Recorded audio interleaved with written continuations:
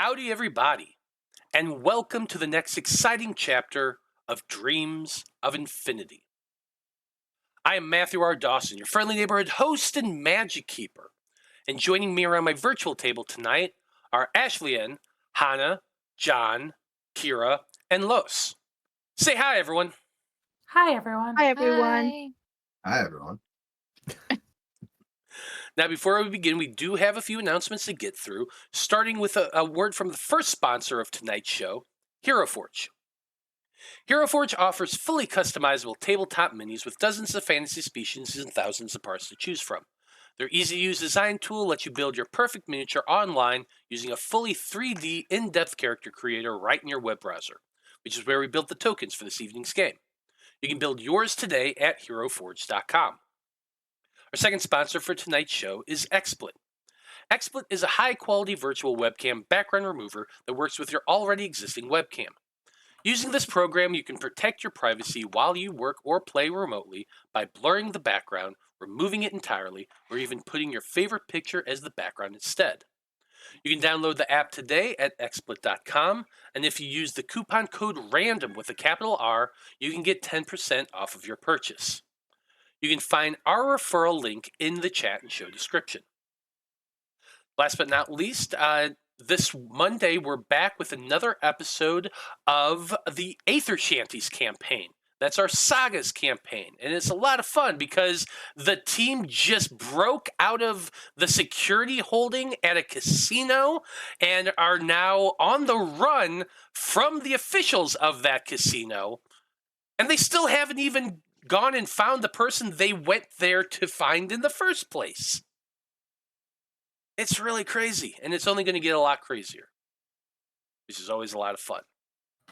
Now, you can keep up to date on our schedule and everything we're doing here on the network by following us on Facebook as Random Rhapsody TV, on Twitter as @random_Rhapsody, on Blue Sky as @Random Rhapsody, and on TikTok as Random Rhapsody_TV. And that's going to do it for our announcements. So join us as we return to Loroupa City and continue on with the Magi-Knights as they investigate the Dreams of Infinity.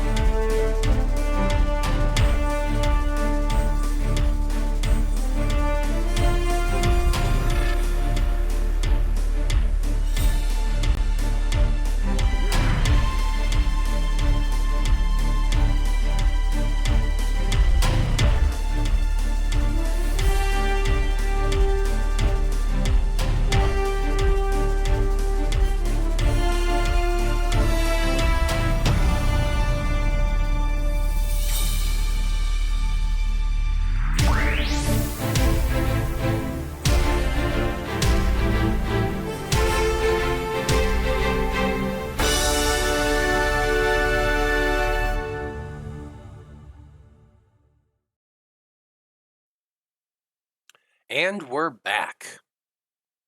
If you've been watching our show for a little while, you probably know how we do our recaps. I offer up the Random Rhapsody coin, which is good for a free reroll during the session.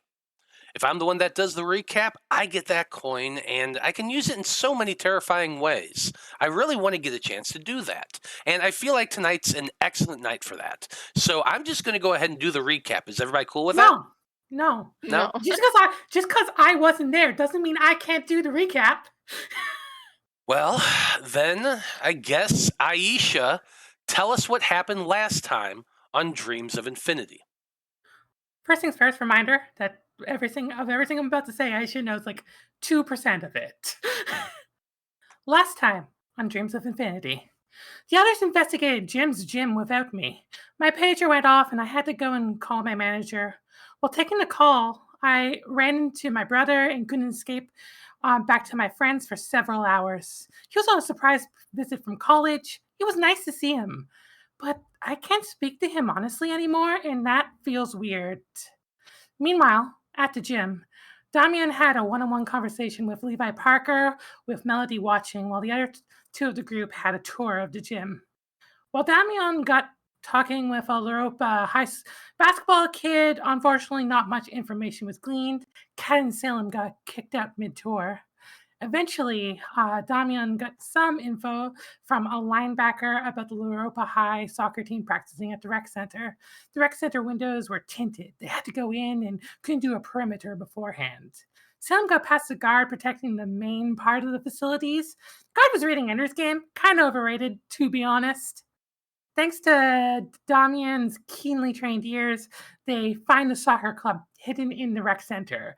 Something dark was happening to Loroupa High School's soccer team. It chilled our Magic Knights to the core. Salem tried to pull the fire alarm, but as it happened, the power went out. The crystals suddenly took light. The Magi-Knights transformed, Damian leading the charge, jumping into the soccer field, transforming into Nova Seeker. The rest follow suit. Nova Seeker discovers a shimmering spell floating in the air, completely mystified by it. Before Nova Seeker can enter that shimmering portal, the Wanderer stops them. The Wanderer knew whatever was beyond the portal was elsewhere, capital E, which we are not ready for. Nova Seeker, not trusting the Wanderer, tried to go in anyways. Thankfully, the other three pull them back, save them. Nova Seeker is completely frustrated knowing the Loroupa soccer team has been brought there. Nova Seeker overpowers the three of them and tries to cut the door with their sword. They succeed. At the same time, the Wanderer crashes into Nova Seeker with their paws. Nova Seeker is sent flying back. The portal explodes and pushes everyone around. Melody somehow sustains the explosion. Nova Seeker has destroyed the portal. The glow of the crystals go out. Blossom Seeker's transformation ended first. The others persisted a bit longer, thanks to the Wanderer. The team finds the coach's notes, sports drinks, student clothes. The field was completely empty of people, however. The power outage seems to be connected to portals to elsewhere, ones that have popped up all over the city the past few days, weeks. The team began to argue. Melody, still unable to tell the secrets she's keeping, convinces Damian to investigate the power plant. The Wanderer reminds Damian that if they give up on being a Magic Knight, Damian will die. Everyone's powers finally drop. Salem, as darkness falls, tries to slip away, but Melody catches them, and Damian somehow convinces Salem to continue to the power station with the group. A splinter is slowly cracking between us like a shattered crystal. Can we recover these tracks? What good am I as a leader if my job as an idol and my family keeps pulling me away from the group? Could I have brokered more trust in all of this, or would it have played out all the same? When I need to speak with authority, I can't do that anymore. In destroying the diva inside me with my disease, what good am I as a leader? How can I expect them to rely upon me as their shield? By blindly supporting Melody every time she campaigned to ignore the school earlier today, that I only helped to elongate these cracks? All just because ever since I caught her under that fence, I felt something funny in my chest anytime I look at her. The city is a dark, powerless landscape, but I'll find a way to catch up with them, having finally shook off Big Bro. Very well done. There you go, Aisha. There's the random Rhapsody coin. Don't forget to use it, though. It's only will. going to last this session. Okay. Magi-Knights. It is still technically Friday, September the 6th, and it's a little bit after 9 p.m. at this point. The skies overhead are hazy with clouds, but thanks to the fact that everything around you is in complete darkness, the stars are very clear in those gaps between the clouds, and it does that, and the moon, which is still out, does give at least a little bit of illumination, so it's not like you're stumbling around blind. Most of you are at Loroupa Recreation Center, which is located in the lower east side of Loroupa City. The debate has been, as Aisha said, whether or not to go to the hydroelectric plant and deal with whatever is causing the power outage, or to go to Loroupa High School and hopefully chase down the soccer club who had fled through a spectral gateway. Now, the electricity is completely out in your area, and you've all followed Salem out of the rec center and into the parking lot, where you can see a small gathering of patrons who had been using the facility when the power went out. They've all just kind of congregated together and are talking, but they haven't really noticed your group and hasn't really done a whole lot. Though I imagine that whole scene with Damian calling out to Salem and the back and forth would have caused some of them to look over, but it's teenagers, whatever. They got more important things to talk about, so they haven't really given you too much mind. Now, I feel like this is probably about the time that Aisha would call up everybody over the communicators. Aisha, I hate to be the bearer of bad news here. You were left at Bright Crystal Arcade, and when you went to use the phone, and then you met up with your brother, and you spent some time with them. So you're still somewhere in Uptown Loroupa. And here's the bad news. The power's out there as well. Everything is dark. After finishing up with your brother and you were walking away, shortly after that, that's when the power went out. Now, you could spend a few minutes to check to make sure that anyone who's around you is okay and nobody's panicking. But once you have a moment to yourself, I imagine that's probably when you check in with your friends. And so that in the timeline is where we're intersecting, with Aisha reaching out over the communicators. So, Aisha, what do you got to say? Hey, sorry about that, guys. I got hung up by family. Are you all okay? Do you know why it looks like the entire city's power is out? Where are you? It's outsiders. It has to be outsiders. As always, outsiders.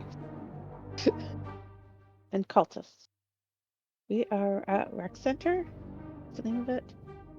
Loroupa City Rec Center, I think it was. Yeah, the Loroupa Rec Center. Loroupa Rec Center.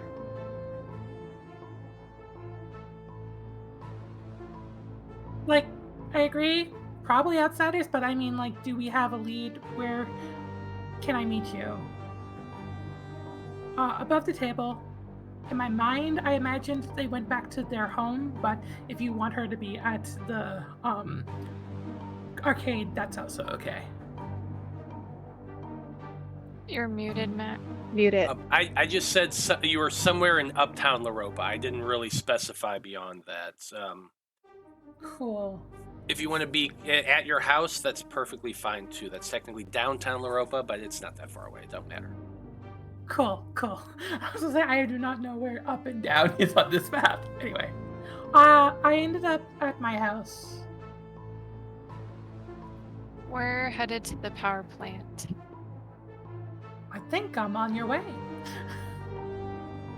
Mind picking up your so reliable leader? Yeah. Yeah, you do mind? No. Yeah, we'll be on our way. Thank you. Yeah, we'll be on our way. I didn't chime in at all because I was enjoying Pat and Aisha's conversation, but it petered off. I don't have the car. Let's do it. Yeah. No. I mean, yeah. Cool. So I think we all hop in the car and drive to Aisha's then. Yep. Yeah, it doesn't take you more than probably about 10-15 minutes to get from the rec center up to Aisha. Yeah, it's only 6 miles away. You can get that pretty quick. There is a little bit of chaos on the roads as you're making your way towards her flat. Like I said, all of the power is out. That means street lights are out. That means building lights are out. That means the lights overhead are out. Everything. So people are like it's just chaos. There are multiple accidents on streets as you're kind of going in that direction. You count at least 4 different ones. Yeah, what's up? Are spotlights or stoplights doing that like blinking red stop sign thing, or are they completely out? Completely out. Wild. Okay. Yeah. I feel like those are very different experiences. Yeah, no, this is everything is off. So no lights whatsoever are on. So people are running through, they're T-boning each other. You have to slow down and kind of weave around traffic at times. Plenty of cops out. You're noticing that you've passed several cop cars with their lights flashing. Several of the accidents you've seen have cops there already helping out the scene, but it's just kind of chaos right now. You do eventually get to Aisha's apartment, and they can come down and join with the group. I assume you give Aisha the TLDR? Yeah. I mean, honestly, I don't know that we do. I think it's like tense in the car. Like we're all driving. Like what I imagine is that while we're driving, like Damian's not saying a single word, right? We're just driving directly to Aisha's focused on the road. I don't know if anybody else is having any conversations. Okay. But so feel free to answer that. But like in my mind, I imagine like Aisha gets in the car and you can like break the tension with like a knife. Like you can like cut it. It's so thick. Okay. What do the rest of you think? Yeah, I don't think Melody would be talking much either. Same. It is silent unless Kat is talking about any cultist or anything, but there is not. If there's questions, Kat might answer. But Aisha would get in the car. I feel like, do I have to roll like a insight to feel this tension in the air? I feel like you would have to roll just a base 10 to do that, so I'm not going to make you roll that. We're just going to say that you can feel the tension. So should be very like, so did something big happen while I was gone? I'm sorry. there's been a little bit of an argument, and we're going to the power plant. Okay. Did we find anything at the rec center? I think every time a question is asked, Damian, it's like, hitting the brakes a little harder or hitting the accelerator a little harder and like driving like, I don't want to think about it, just driving. Basketball team, outsiders, disappeared, power out, the end. You For forgot now. the portal to elsewhere. Well, Soccer team, they- not quite they basketball went- team. sorry, soccer team. Okay, fine. Soccer team, elsewhere, goodbye. Unhappy wanderer. Did someone So else touch Kat's a, giving Aisha the TLDR. Did someone else touch a glowing green crystal and endanger themselves, or is that still my special move? Apparently, you could slice a portal with a sword, but it has a lot of feedback. It wasn't that bad. We're fine. Felt worse. Everything's fine. There was a little bit of a disagreement. We're Yeah, fine. There was a bit of a disagreement before I left, too. It continued.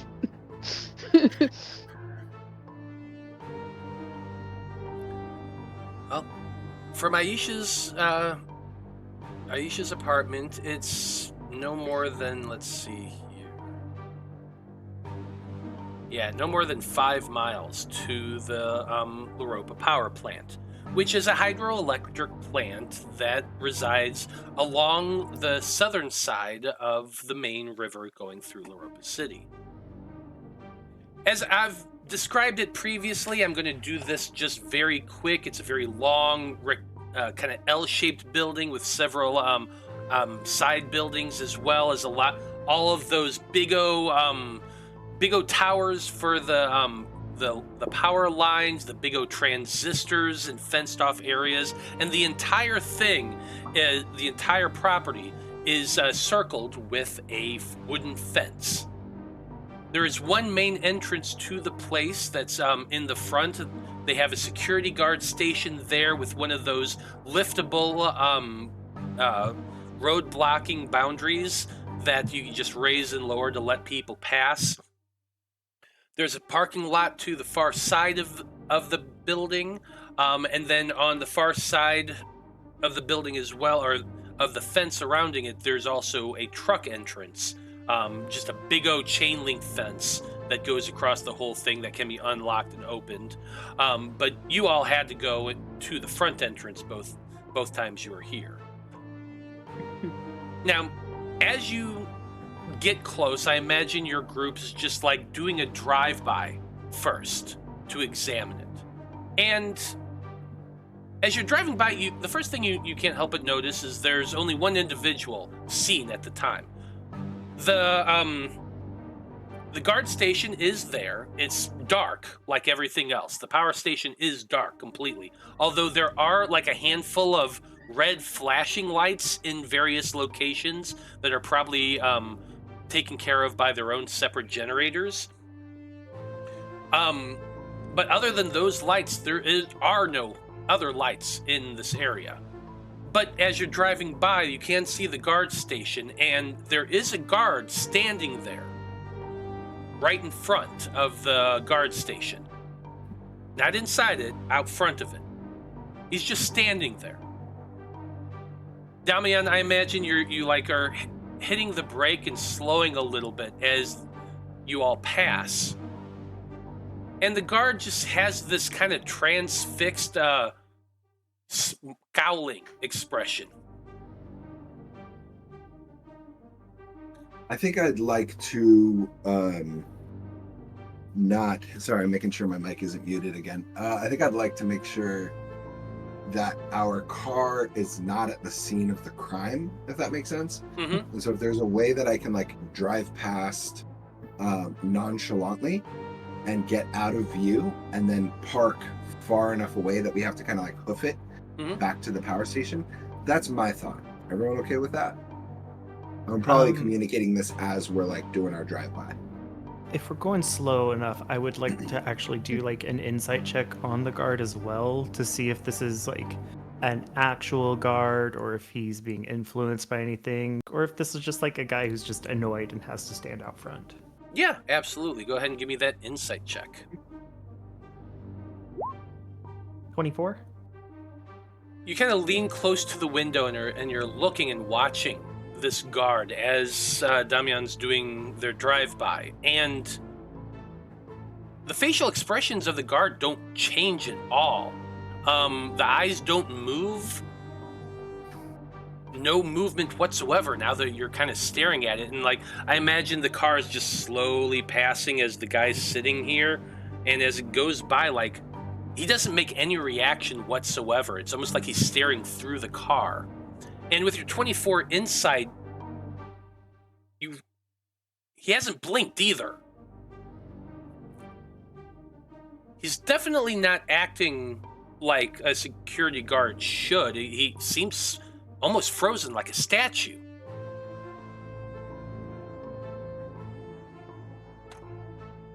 So, probably not a cultist. No. But Yeah. definitely not normal. Yeah, but definitely not normal. The cultist did something to him. Cat has a crystal out, seeing if there's any reaction. Mysticism check. We're still in the car, right? Mm-hmm. Yeah. I want to go poke him. See what he does. Well, like I'll remind you, Damian was doing a drive-by and then was going to keep going. Are you like Yes. jumping out of the car, like just No. opening the door and stepping out? Because we could totally roll No. for that. I'm cool with that. No. Aw. 50. 15. Your crystal does have a soft glow inside of it. It's not fully and complete, as though you're like right on the edge of that radius. But it is distinctly glowing. Is it And- easy for the rest of us to see that her Well- crystal's glowing? Probably. I mean, unless Kat is purposely trying to conceal that. No, she's just holding it out. So there you go. I won't say I told you so. I assume the seating situation right now is Salem in the front seat and all three girls are in the back. Sure. Yeah, I would not be in the front seat right now.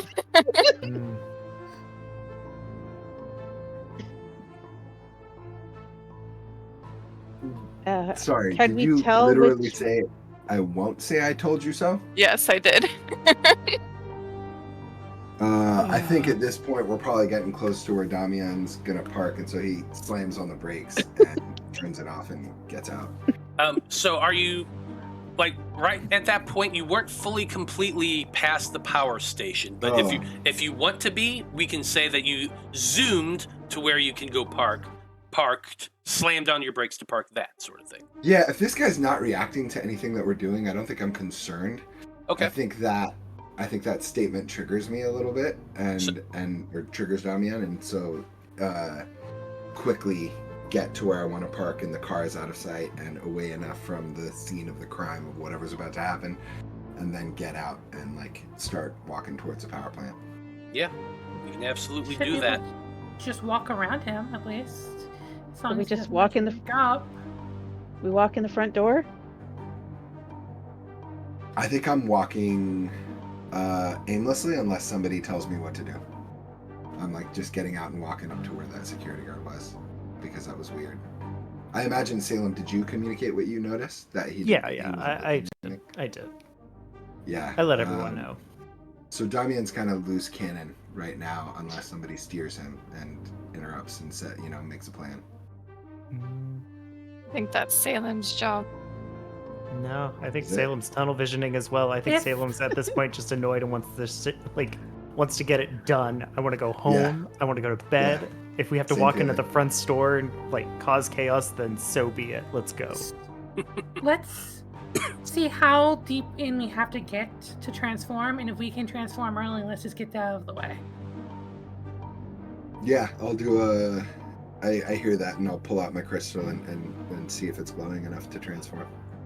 Right now, it's not. I imagine you're probably like at least a block down the road, and you're all kind of hot-footing it, hustling, trying to get back towards the power station. As God damn, I just can't talk today. I've been adding all fucking day. You're doing Let great. me You're doing try great. again I here. didn't even notice. Anyway, at where you parked, about a block away, the crystals were not glowing. You are outside the radius of it. You can kind of sense that you can feel the crystal pull in that direction a little bit, and you saw it earlier, so you know it's around the power plant. And as you're starting to run and get closer and closer, once you get around that fence area, that's when you start seeing the soft glow to begin to appear in the crystal, letting you know that you are within the radius. But it is a large radius. You definitely have to get closer before you can actually transform. You got to get within the radius of whatever's causing that. So you're not quite there yet, but you do know that. You know how the mechanics work. So you keep running. You hurry down the sidewalk, along the fence, until you reach that point where you can see the guard standing there, still stone stiff, scowling, facing forward. Can we see into the guardhouse to see if there's anyone else in there also? Perception check. I can't. Oh, maybe I can. 19. 19. You glance over at the guard station, and yes, there is a second individual in there. It's dark. They are seated down, like they're in a sitting position. They seem to be holding something in their hand, but since it's dark and shadowed, you can't really make out everything. But it is another guard, and he's just kind of sitting there, not moving. Unnaturally? No, like imagine Okay. how you're sitting in a seat. He's just he's there. He has something in his hands. His head's down, but it's still shadowed. It's dark. You're just seeing the silhouette. Cool. Yeah. He has a Game Boy. Probably. I think Can't hear you're you, muted. Damian. Damn it! Sorry. We're all doing it today. Now that we're getting closer and it's becoming more real, Damian's fear kicks in. He's like, "Are we really just walking up to the front door, or do we want to try to jump this fence?" How tall's the fence? Like, what's the fence? Like, is it like a... It is a wooden fence, so it is a big, thick wooden privacy fence. It's about 15 feet tall.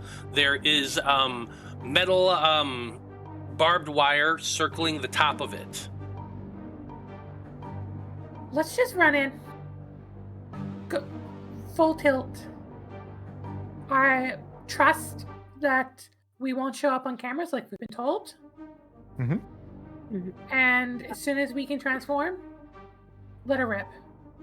I have no, all the power is out anyway, so there's no cameras. They might have pepper backup spray if we generators. need. Good. Is there any lights on at all at Just- the power? Other than those flashing security lights, the kinds of things that are up to make sure like an airplane doesn't fly into the tower of the electrical poles, those are the only type of lights that are flashing. Everything else is completely dark. Aisha's understanding of security cameras is from movies, so she doesn't know that they need power.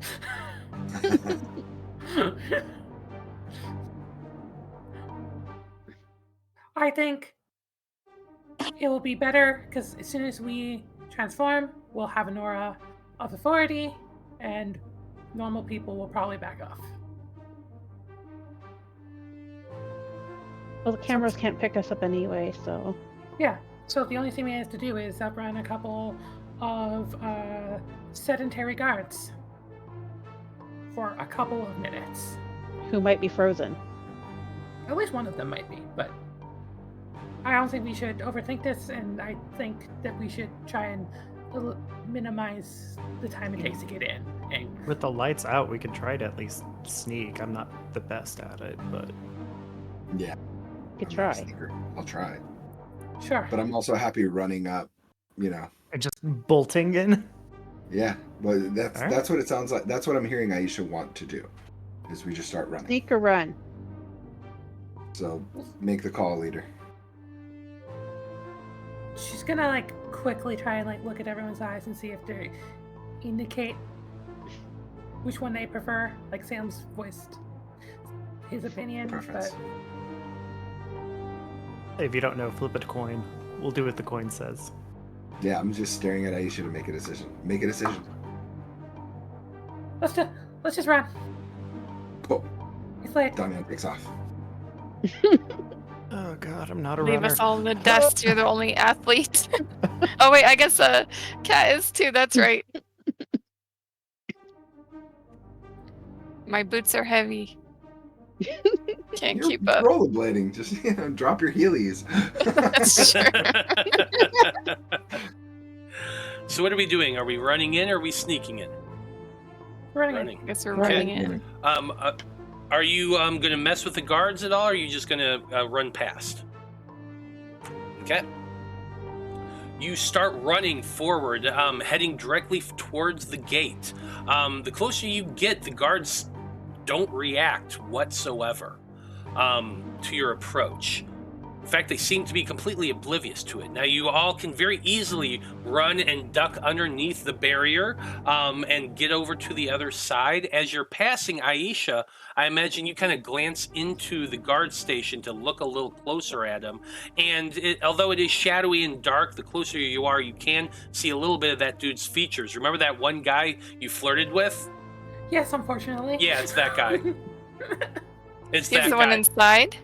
He is frozen stiff. He is holding something in his hand. It looks kind of boxy, rectangular, and it's hard to tell exactly what it is. You know, shadows and all, but it's probably a Game Boy.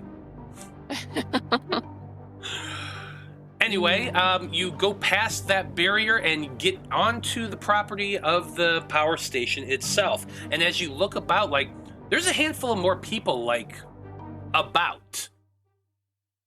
There's a couple people that seem to be walking towards the building. There's another 3 that are all dressed in, like, these long white coats. Some type of engineer. They have a hard hat on. The 3 of them seem to be walking towards the big old transistors that are behind a smaller fence over in the corner. All of them stone still, not moving whatsoever.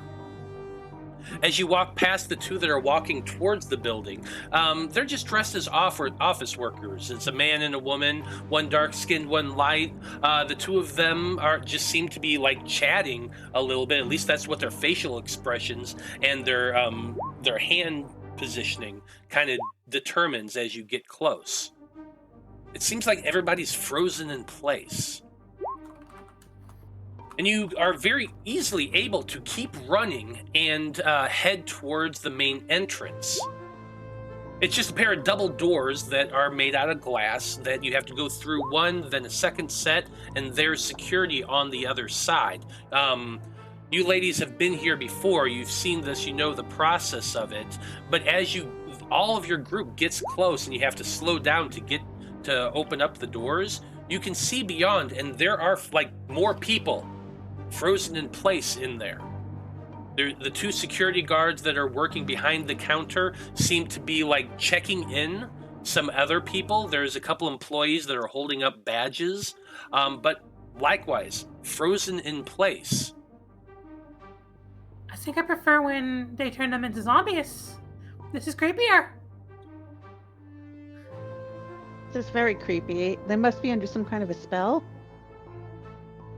As you say that, I imagine you're saying that as you're stepping through into the building itself.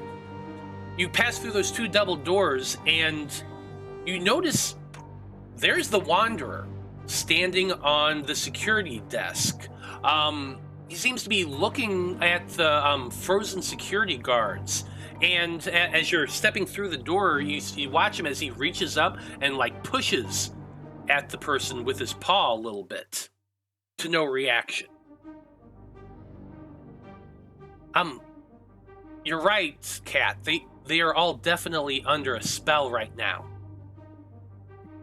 There seems to be some sort of paralysis. I'm not entirely sure what they used, but at this level of effect, that's a pretty powerful amount of magic. He turns and looks to you all. I'm going to give you the power to transform now. I know your crystals haven't fully led you to wherever this is emanating from, but better to be safe than sorry. I don't want any of you walking in unprepared. And he closes his eyes and concentrates for a moment. When he does, the luminosity of your crystals all begin to glow brighter. Do you want to transform? 0 hesitation. Oh yeah. Stand behind me. I will keep you safe. Come forth, shining star! And with that, got to do some transformations here real quick. Everyone do a mass transformation. Who wants to go next? I think Damian whispers quietly, "I am hope in the darkest night, Nova fire ignite." Kind of whispers to himself solemnly. And, Yeah. I'll narrate your transformation if everybody just wants to say their power up here real quick. Melody, you go next. Okay. Cast no shadow, turn from light. I have come to seize the night. Salem. I am nature's instrument, hear her song and repent. Cat. Winds guide my step. This performance won't be my last, Sky Seeker. And with those utterings, each of you have this ring of energy just surge around you, exploding in a quick transformation. Your armor forms around you, your weapons appear in your hand, and there you stand, Magi-Knights, one and all.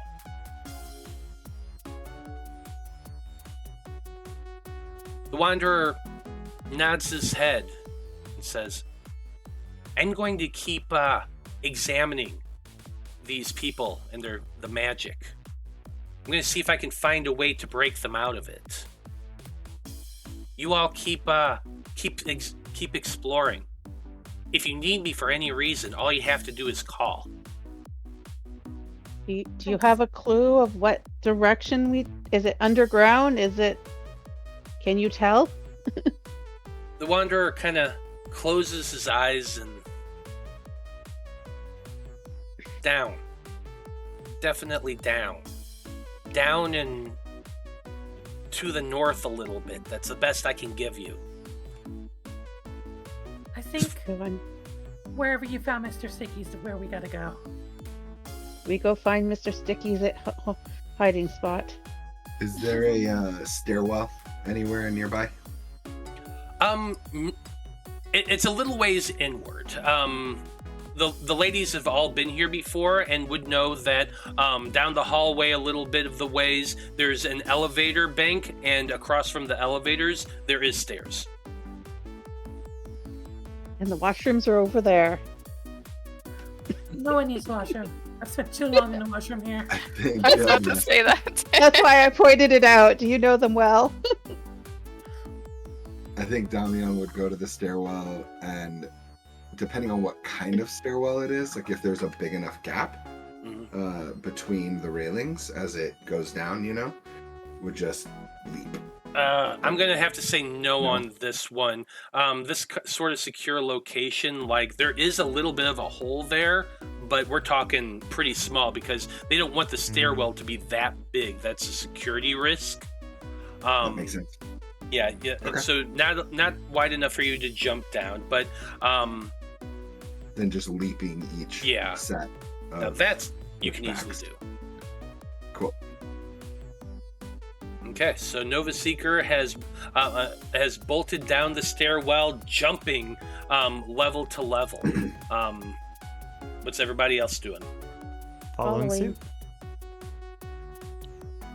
Taking up the rear, I think. Okay. Vanguard, etc. Okay. So, with that, let me change the music back here real quick.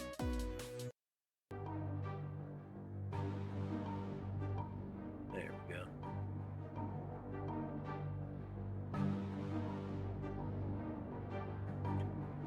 Jumping down the stairs, you all hurry as quickly as you can, going level by level by level.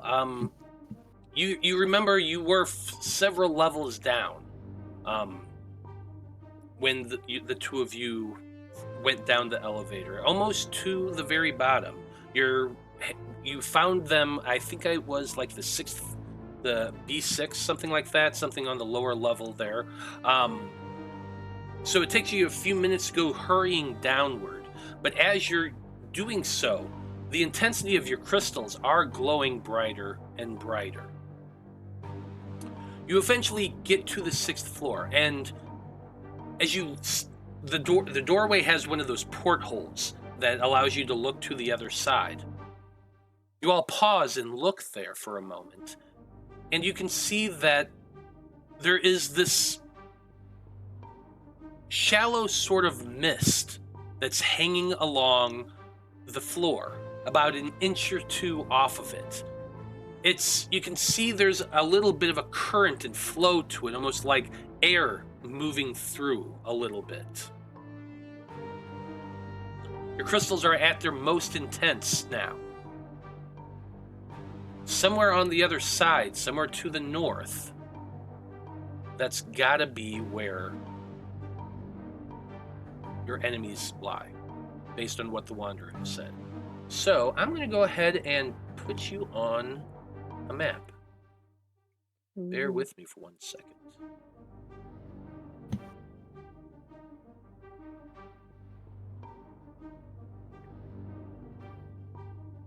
I don't hear any music, but I don't know if I have something turned off.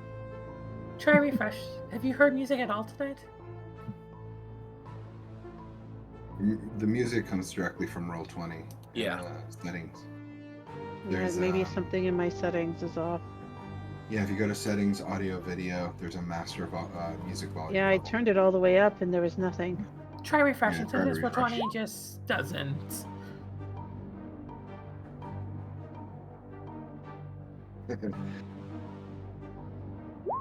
Now, every time I see my battle technique, illumination, I just hear minions.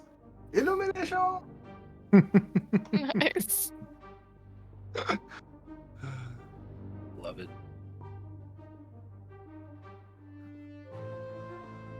Okay. I need everybody some light, and then I will move you over there.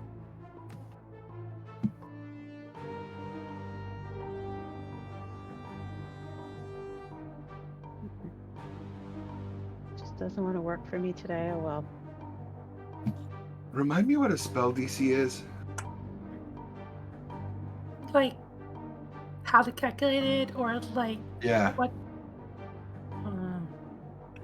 It's 8 plus proficiency plus magic attack modifier. Got it.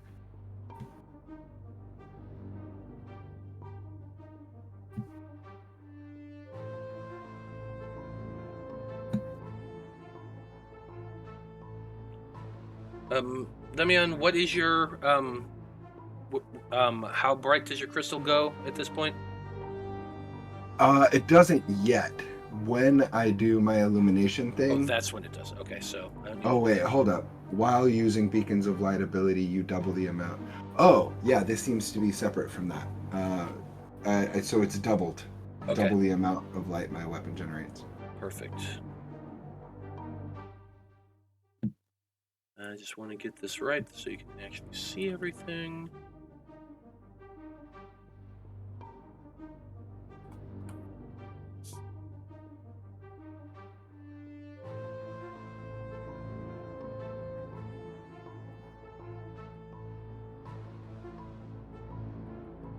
Riveting television, I know.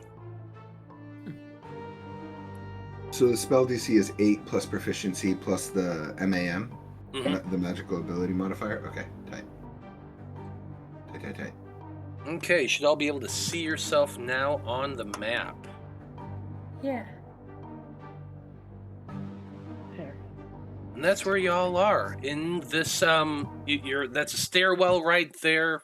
There's the doorway that you're all looking through, and on the other side you can see a little bit of stuff. So I'm just gonna let you go ahead and have it open so you can kind of see through there. That's on the other side.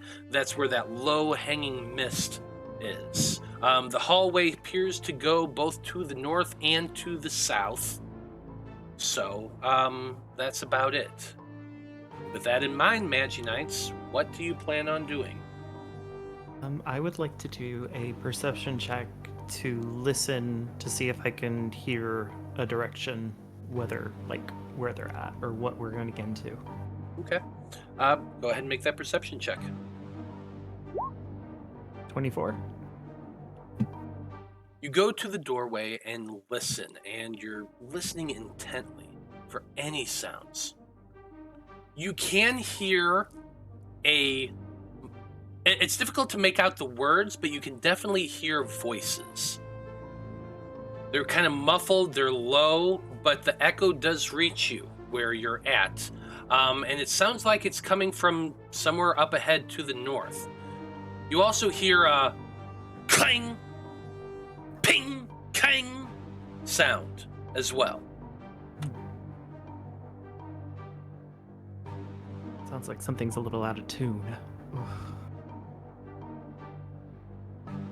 I think Damian's gonna walk up to next to Salem and say, "Let me light the way," and then I'll open the door and try to give us as much light as possible. Okay, well, you tell me where you're wanting to go, move your tokens as you like, and we'll talk from there. There's only the one doorway, right, into the hallway here? There is. Okay, I think I'm gonna step out into the hallway and see what I see around me.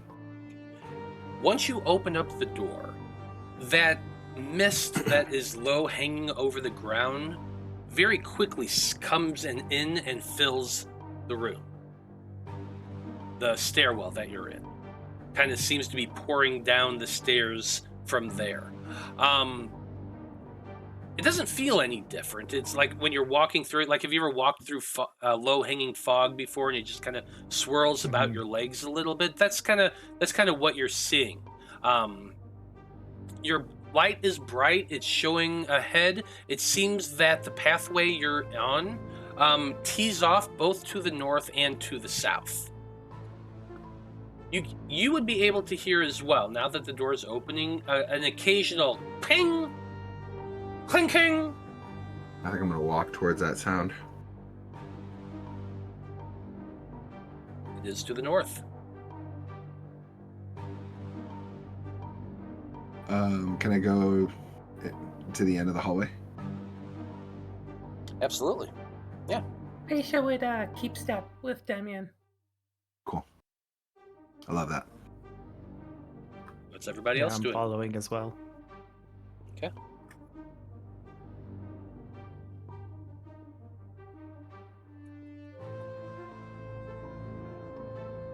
As you make your way up to the T, you can see that the hallway goes down to the west and to the east, and at a small intersection just a little bit ahead of you, it starts going towards the north again. There are several doorways that you can see along the wall. They're both to the west of your location, one north and one south, and then as you get up to the intersection, the three-way intersection there, you can see more doors to the north of you. You have not seen a single person yet. Okay. What direction is the sound in from here? Continuing north or Continuing one of the doors? north. Let's do that. Any objections? Makes sense. It's our only lead. Literally. I'm gonna walk down slowly, listening for the noise. Like maybe pausing at each door to listen for the clang. Continue to keep step. Yeah, the doors as you pass them, at least that first one on the right, it's just a plain closed door. There is a number next to it, G37, but that's about it. Just keep walking. As you're coming close to the next two sets of doors, these do have portholes in them. And you can see far to the north that there is another doorway that is also closed. If you go up to the doors with the portholes and look through them, I'm going to show you what you see there, but we'll still assume that the doors are closed. The room that you're looking into it's odd. It's like this big, open, empty space. The floor actually is kind of far downward, as though like it starts on the level below, and it's open from there. You can see that there are catwalks along the edges of the wall closest to you, and then it extends out towards the center. And on either side are these long, very, very tall cylinders. They're turbines. They reach from floor all the way up to about halfway to the ceiling. You can see a bunch of engineering pieces behind them as well. These are obviously turbines for the water. You don't see any individuals in there. There's no movement, though. I think I'm gonna keep going to this door at the end then. Okay, this is another closed door. It does not have a window or anything like that in it. The labeling on the door simply says B7. Is it locked? You jiggle the handle a little bit. It is not locked. I open the door. Opening the door reveals a area pretty much identical to the one you just came from. There is another two-way hallway, and then the path continues on to the north from there. Looking to the left and to the right, you can see another couple of doors leading into other rooms. Both of those are closed. There's no window or anything to them. And then the hallway continues on from the north. Now, once you open the door, you hear once again a clang, clang sound. It kind of echoes a little bit, almost as though it's coming from a big, wide open space. So does it sound like it's coming from behind me, or Ahead. is it hard to pinpoint? Ahead of me. Ahead of you. Yeah. Any objections? Anyone else want to potentially try a door, or are we just continuing? I Where's this feel sound? like right now we need to find where these cultists are and stop them as soon as possible. Mm-hmm. Yeah, and I didn't see any sign of life through the porthole, I imagine. So I'm going to keep following the sound. Sounds definitely coming from the north. It is louder at this point. You all start moving in that direction.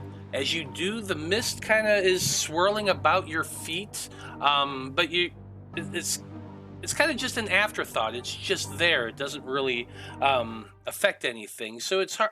You see it and you can keep it in your mind, but other than that, it's just there. But as you're continuing to walk forward and towards it, that mist just kind of seems to swirl about you, making these odd little eddies that kind of ripple and radiate out from you, almost as though it's kind of like water, but at the same time not. You continue I feel like... Yeah? Just a quick observation. I feel like you keep mentioning the mist, and so in my mind I'm like, he just said disregard it. Don't disregard it. He keeps mentioning it. This is the third time he's mentioned the mist. But Someone's like, been thrown into a TV. It's not a big deal. Yeah, that's just the player. The character is like, missed. Walk. Yep. That is. You are continuing to move. What's that? Silent Hill. Silent Hill. Ooh. I set the stage and everybody gets paranoid. Yeah. So, what are you doing? Are you going to check the closed doors that you can see on either side, or are you going to continue to the north towards the sound? Towards the sound. Sound. Okay. As you're moving, you can hear that clang, clang, clang sound again. It seems like it's coming from up ahead. There's two doors to the either side. Both of them have large portholes in them. The sound you heard, it seems like it's coming from the northernmost one.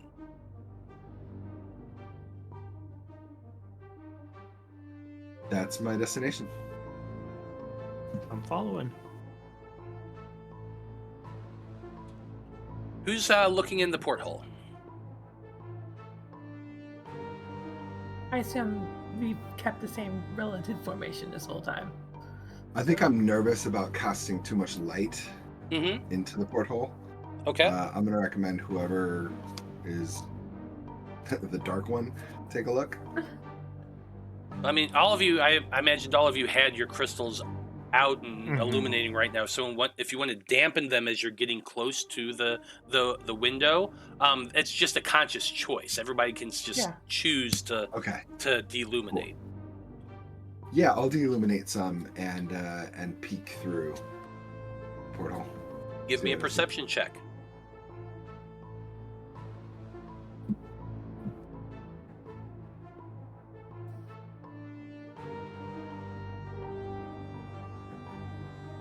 Sorry, I forgot to reopen my sheet. Here we go. Perception. 18. 18. You glance through the porthole, looking to the left and to the right. You can see a little bit inside. There is a figure moving about. Their back is to you. They seem to be they're holding something long in both hands, almost like a broom, but it's like jammed down into the turbine, and they seem to be like pulling on it, almost like a gigantic crowbar. Their back is to you, but you can see like the form and shape of hooded robes. I throw open the door and run in. The moment you throw open the door, you hear this whooshing sound as something begins to dive bomb towards you. Your group turns and looks, and up above on the ceiling, there is something leaping towards you. So I'm going to need everybody to roll some initiative.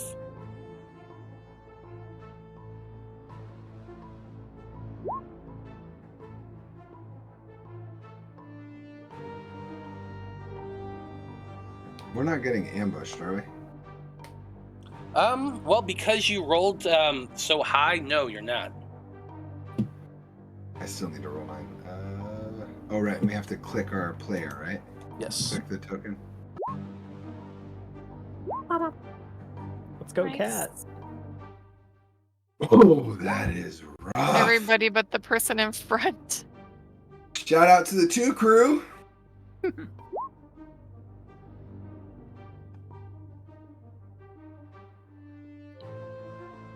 But where is this thing overhead? Is it in the hallway or Yep. is it in the room? Just give me a second. You'll You know, see it with soon. all of like, even adding my man, like all the bonuses I'm trying to get to my initiative, and I can never roll a good initiative. It's just never gonna happen. Wait, is your ma'am in there?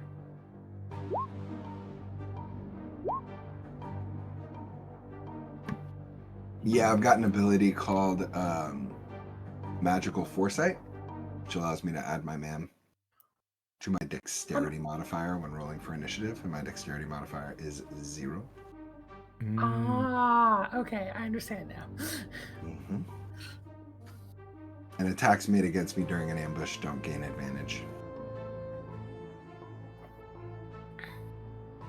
Okay, I think we're good to go here.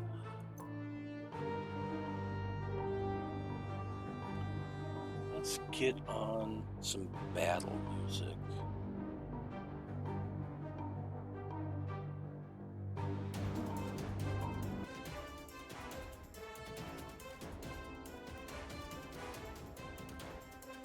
Okay, here we go, folks. This is gonna be fun. Damian has thrown open the door about the same time something launched itself off of the ceiling down towards the group. Fortunately, Damian, you have rolled pretty damn high, and so you would have been able to see what's coming at the same time. So that's always good. Now, let's get over to the map. There is the map. Here's where everybody is. Boom, we are good to go. Let's make that a little bit smaller.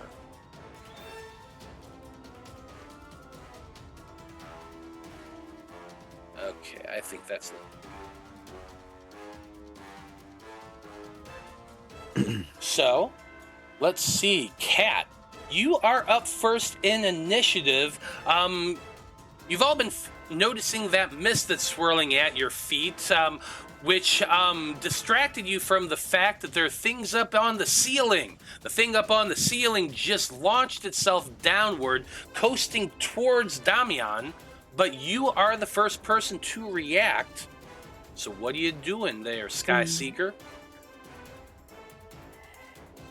I will probably beam it.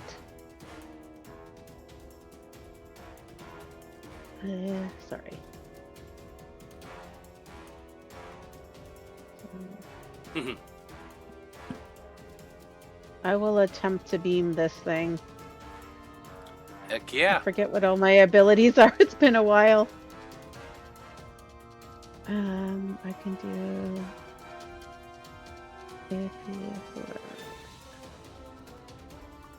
Reading what my new ability was. Might want to keep it for now.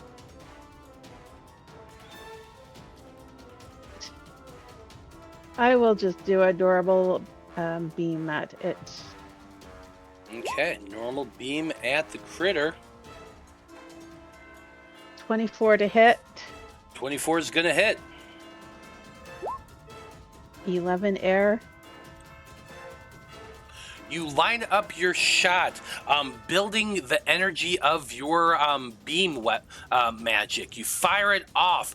Boom! The energy flies true. It strikes the creature, hitting it. However, the energy just seemed to dissipate off it as though it didn't affect it whatsoever.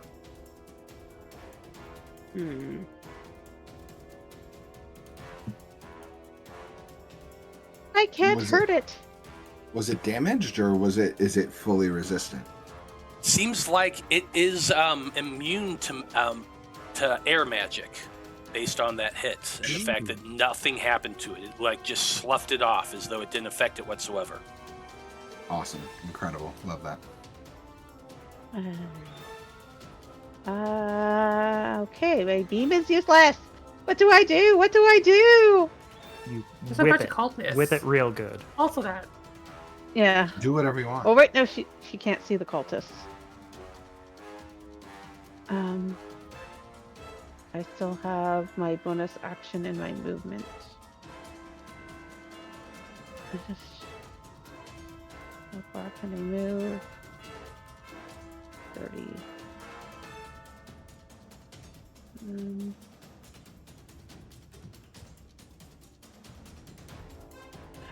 5, 10. Is opening a door an object interaction? And opening a door, yes. Maybe like try to handle on the way by. Try the handle on the way by. Okay, I'll try this door as I walk by it. Yep, I it opens. can open it? Mhm. Anything inside there? Do you see anything inside there? I don't think so. Unless anything appears. But right now, I don't see anything. Yeah, unfortunately, you don't have a whole lot of light from where you're at right now, so you can't see much. There is sounds coming in from there. Like, you definitely heard some noise in that area, though. There might be something in here, too. Can I close the door again? Yeah. I'll close the door again and move one up. So, yeah, she'll be like, there might be something in there, too. Okay. Aisha, you're up next. Okay. Let's try melee. Actually, that was not the way I wanted to move. My keyboard was just weird. Should I run up behind it and try slashing with her sword? Yeah, I'm going to say that since you have that extra large great sword, you can absolutely hit it. It wasn't quite low enough, but I feel like you have a long enough weapon, so you're fine. Yeah. Right. Height. I didn't even consider height. Yep, height is definitely a thing. But it's only a 10-foot hallway, and you got a great sword. You're fine. Yeah, I've got 10-foot reach. Yeah. Or probably... I think 10 foot is average height. Yeah. Anyway. You're good.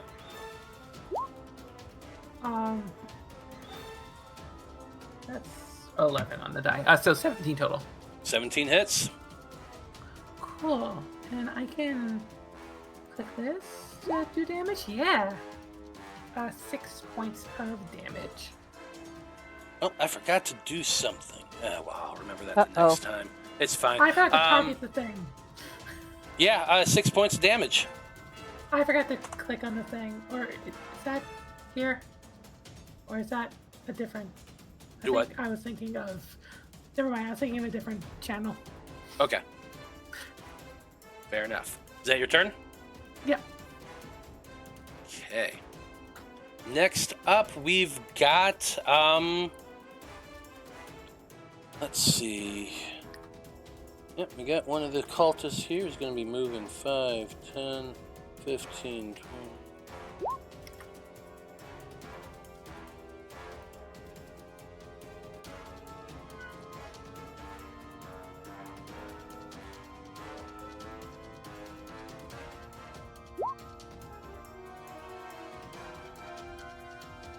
Okay, yep. Okay, that's... Salem, you're up next. Okay. I think I will sneak by everyone, open the door to see what's coming. You All right. open the door and see there's a cultist standing right there on the other side.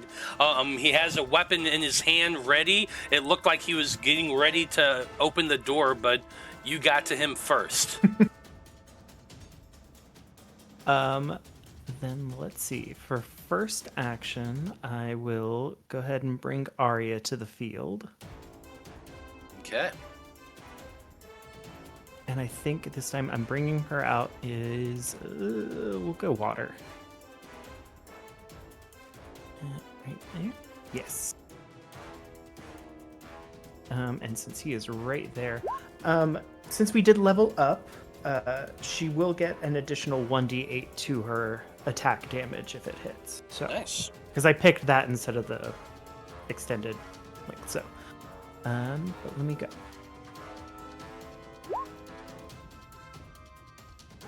$23 to hit. Yeah, 23 hits. Okay.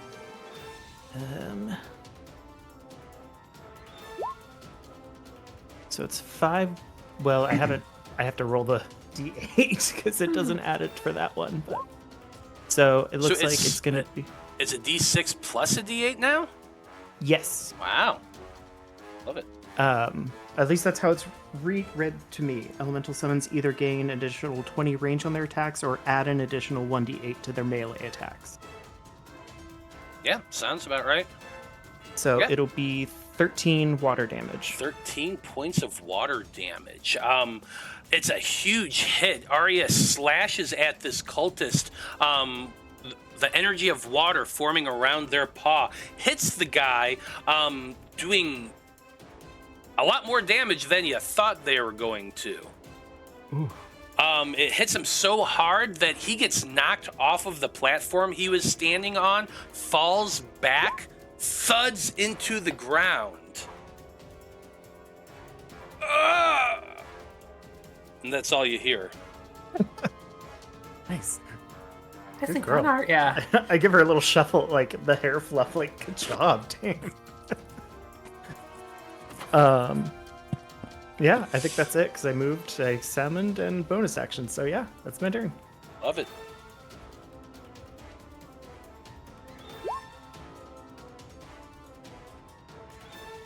As once that happens, you hear another screeching sound as another one of these creatures come into view. I forgot to do something here because they have a horror rating, which is supposed to happen whenever you see them.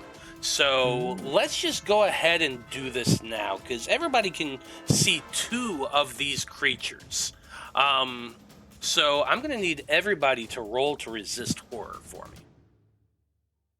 That's What you're a doing to D100. roll to resist horror is you're rolling a D100 and you're adding your purity. Where's the other one? Salem and Arya can see it. Mm-hmm. I should have done that at the start of the round. I just completely So, forgot about it until I pulled D100 it up. Yeah, D100 plus your purity.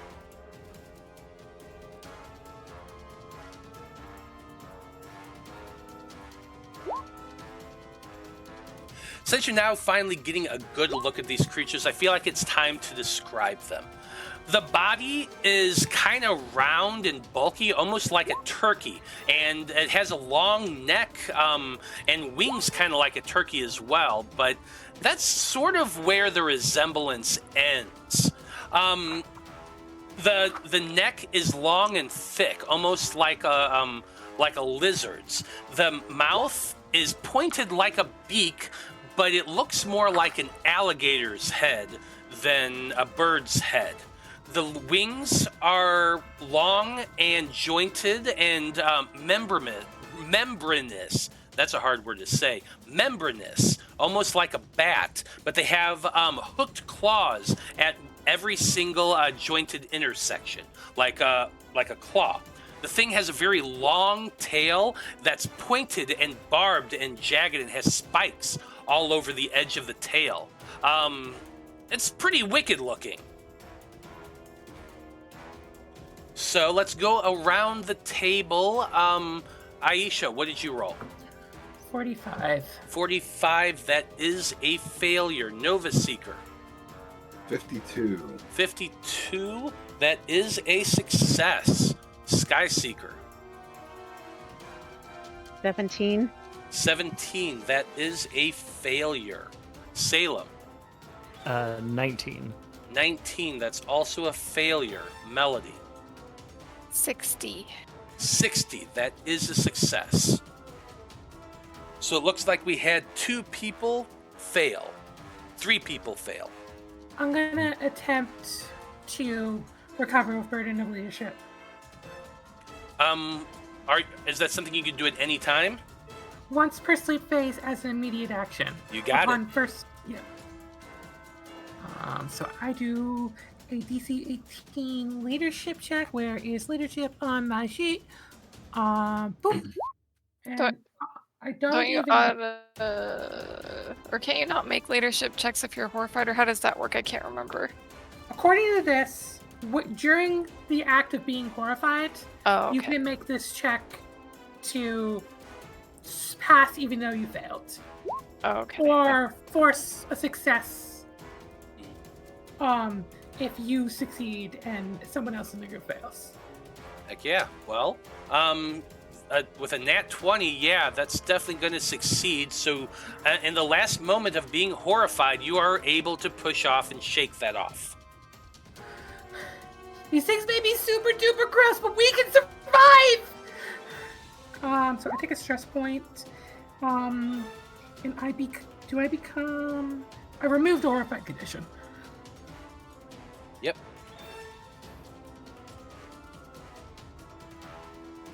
Okay.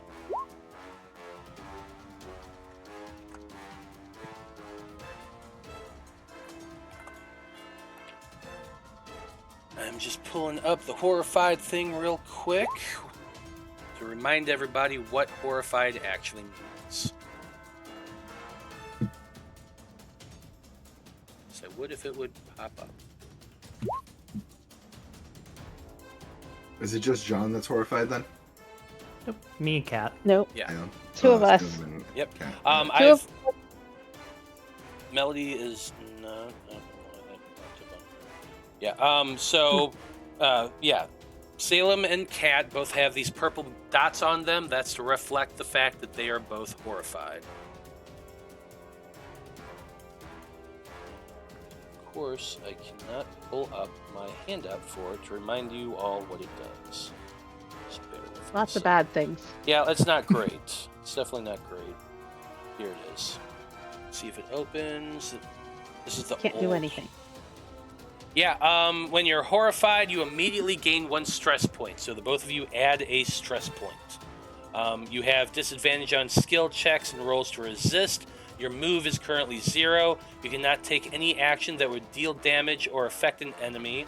Attack rolls against you automatically succeed. You automatically fail any leadership checks. You're dropped to the bottom of the initiative tracker, which I am going to do now.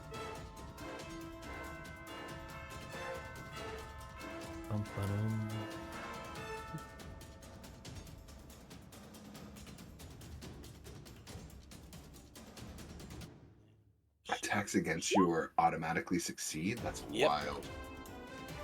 It's horrible to be horrified. At least it like auto slowly recovers after a couple rounds. It's true. Kind of. Yeah. And other people can try to get you out of that. But unfortunately, Salem, for right now, you are horrified, which was kind of the goal for that. I'm not going to lie. Because as the thing is flying down and you see that and you're just lock up, like there's Arya on the ground in front of you, but there's you just standing there with that wide-eyed shocked expression, which is just perfect for this guy. Let's see here.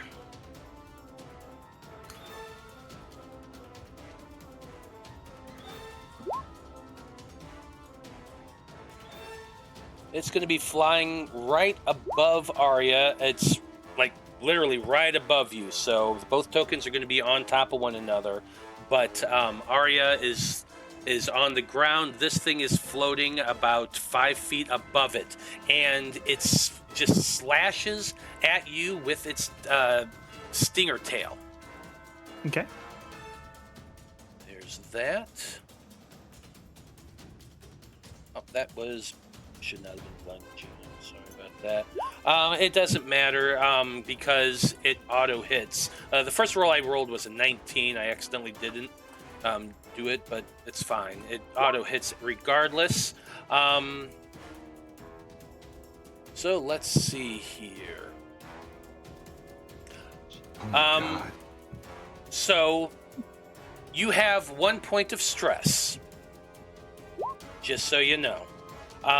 So it gains a +3 damage for this. So in total, it's going to be 11 points of damage. Perfect. Jesus. 4 of it is air, 7 of it is piercing. If that makes any difference for you. No, we're good. Okay. What are the? Where can I find the elemental like chain of like what's weak against what? It is in the let's see. Magi-Knight handout. Magi-Knight. It's, I believe, the first one. Yep. Oh, Under imagine I rulebook. handout. I forgot to look at the quick reference thing. Yep. I had it in my notes and I just posted it in Roll20. Oh, I- okay. So, Aisha, you're up next. Okay. Hello. We can. Is it an action to or a bonus action to try and de-horrify people? As a bonus action, another Magi-Knight can make a leadership skill check, DC 16. On the success, they replace the horrified condition, affecting one Magi-Knight with the distressed condition. Okay. Since Blossom Seeker is in the doorway, I'm gonna use my bonus action to try and do that. Okay. Do I have to take an extra stress point or? No? For what? For the doing the horrify, but no, I don't. No, I you don't. was mixing up with the other thing. Wait, is it D4 or D6? D4. No, it's D6. My bad. Oh, is it? Yeah, for the leader thing. Oh, nice.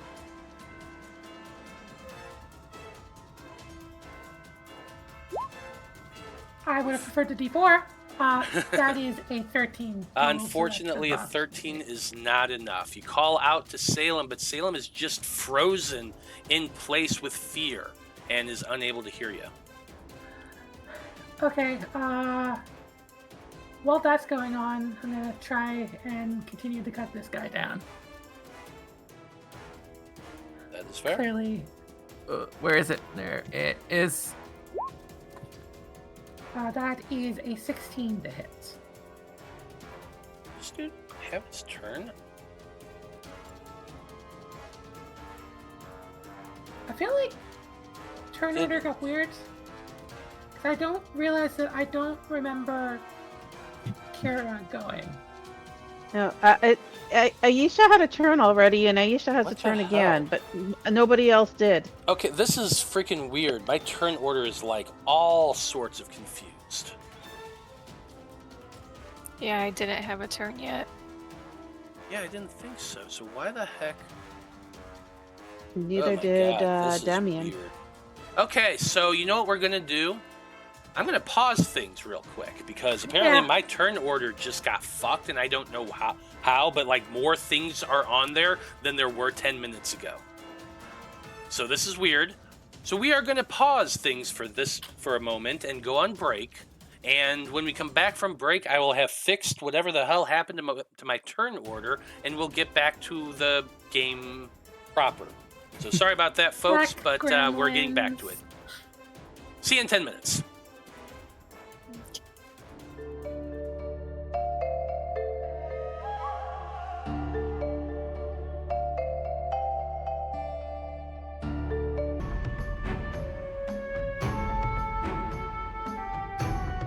Fun.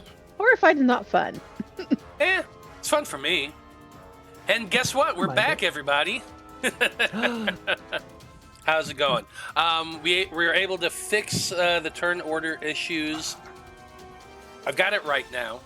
The person who is supposed to go next is actually the glider that Aisha had hit previously. It's their turn. So let's just go ahead and have them do that thing.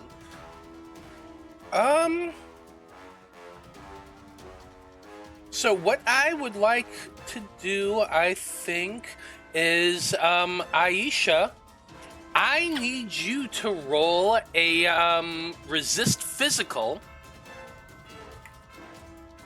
It is going to be a physical con check. As this creature bites onto you, it just latches onto you and bites down. This is, for some reason, a mechanic I can never put in my brain. So that would just be a con, like It's a going to straight be con roll? it's going to be a straight con roll. If you are proficient in con saving throws, you get to add your con modifier to, or you get to add your proficiency to it. Okay. So D20 plus your con. If you are proficient in that saving throw, you add your proficiency bonus. Cool. Okay. Looks like it's charisma. So then this just this. That's a great roll. I'm very happy with that roll. I am going to regret this decision, but I'm going to spend my point of inspiration to re-roll it. Your inspiration And- or the coin? Coin. I'm going to use the coin. I have the coin. I forgot I had the coin. Thank you, everyone, including our beautiful, great GM. I'm going to use the random Rhapsody coin to re-roll this. I don't know how to right-click and re-roll, so I'm just going to click here again. Much better. Wow. Wow. Yeah. Thank you. That's a 20 total. With a 20 total, the thing latches onto you, and you feel this tingling sensation as it just sends this electric wave of energy through you. But you hold fast and strong, and you're able to tough it out, which means that you are not paralyzed until the end of your next turn. So that's great for you. I like to imagine like it was just like a little flash of the barrier magic, like the most briefest of flashes. She got down to her inner core. Mm-hmm. Absolutely did. That's gonna be it for its turn. Next off, we got another cultist. I don't know if you'd be able to see this. Well, Salem, you are currently horrified.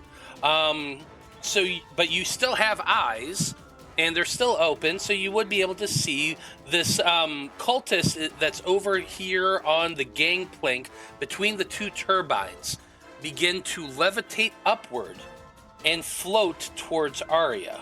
5, 10, 15, 20, landing right here next to Arya.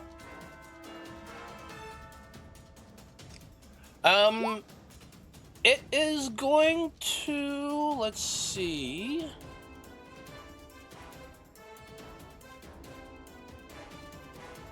Okay, Arya's at full hit points. It hasn't been hit yet, right? Correct. Perfect. So it is making a stab attack at Arya with this ritual dagger it has in its hand.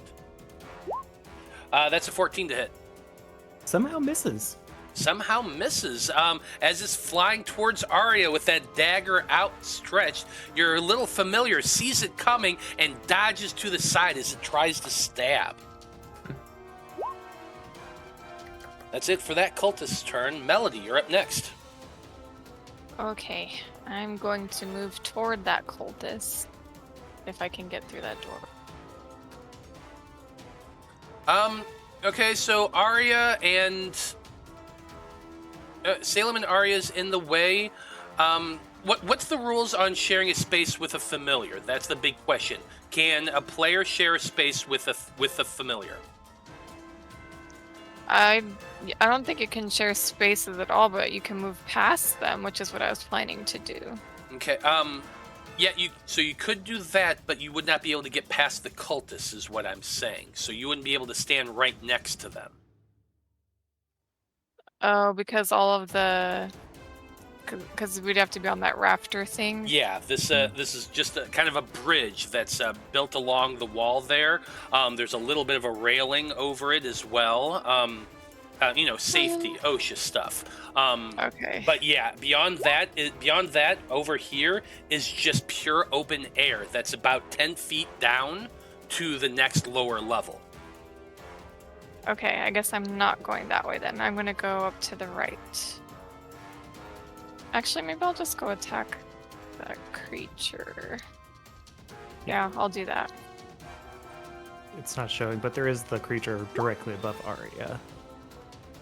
Yes. Oh yeah, I forgot about that. There is the creature directly above Arya. So technically, you wouldn't be able to get past Arya. You'd be stuck in the same spot as Salem. You wouldn't be able to get past. Oh yeah, that's why I decided not to go that way. I'm talking about the creature up by Aisha. Gotcha. Yeah, you can absolutely get over to Aisha's creature. And actually, it's lower now because it latched onto Aisha, so it's flying there directly at like that 5-foot height. Oh, perfect. Sorry, Aisha. Though. It's fine. All right. Oh no, because I reloaded Roll20, so it closed my character sheet. Sorry, one sec. No worries.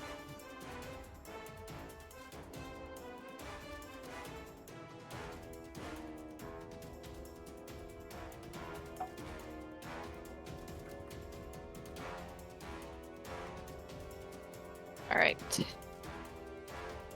I will use my main attack or standard action. I assume that's a hit. It's an 18. That is a hit.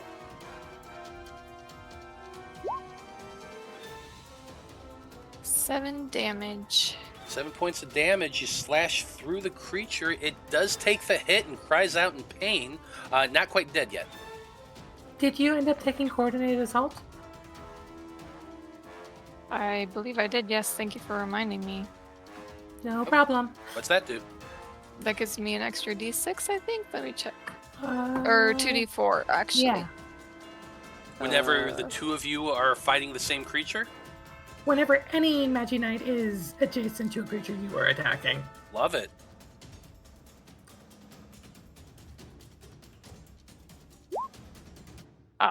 Three more damage, so 10. Three more. total. Three more. Hey, three more is three Yeah. more. It is looking severely hurt right now. Oh man. Okay. Well, I'm gonna use my bonus action for leadership, so I can't try to finish it off.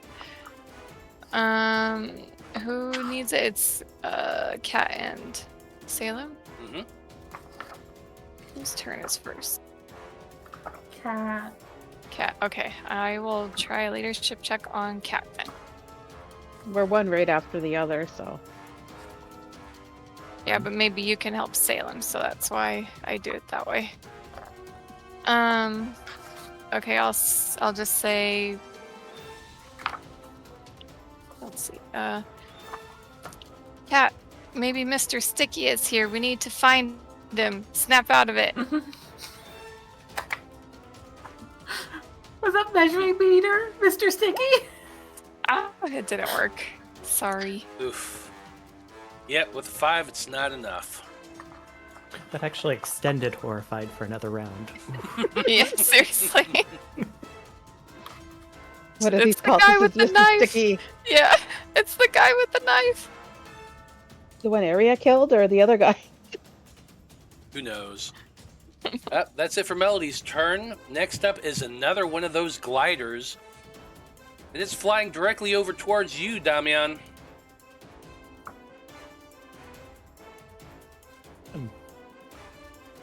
The glider, not Damian. Yeah, Damian. The glider's flying, not Damian. It's slashing at you with its needle tail. That's 21 to hit.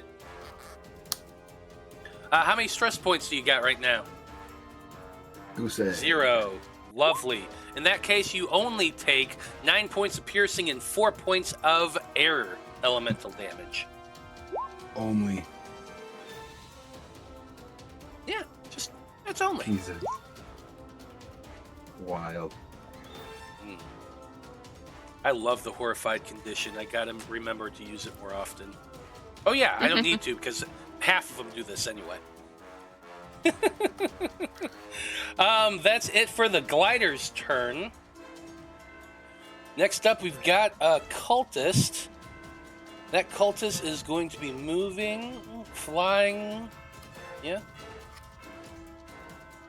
10, 15, 20, 25 feet right there. You can see past the glider, Damian, because you got that extended illumination and you can see more into the turbine room.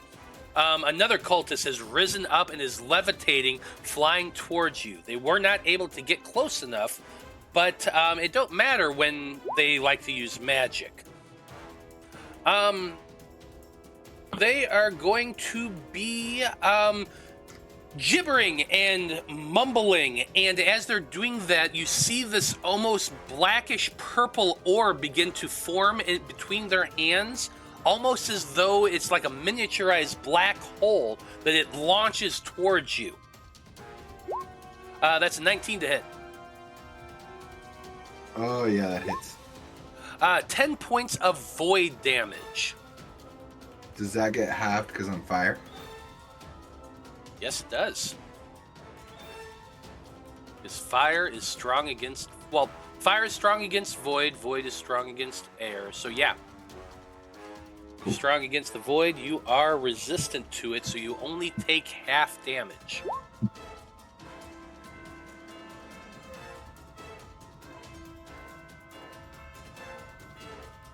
That is it for that turn. The next cultist is up. That one is also in this room. And you're kind of the only one there, Dom. So... Yep. This one is sending a crumbling word, maybe? Actually, no, I got a better idea. It looks out towards you. You're really the only one who can see it. And,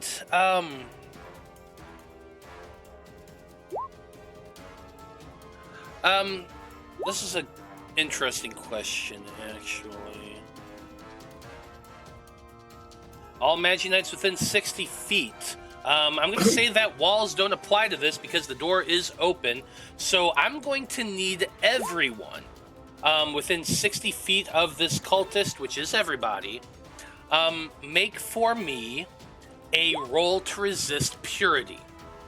This is just a purity check. Do we already fail? Cat and I automatically fail. Let's see. It's a good question.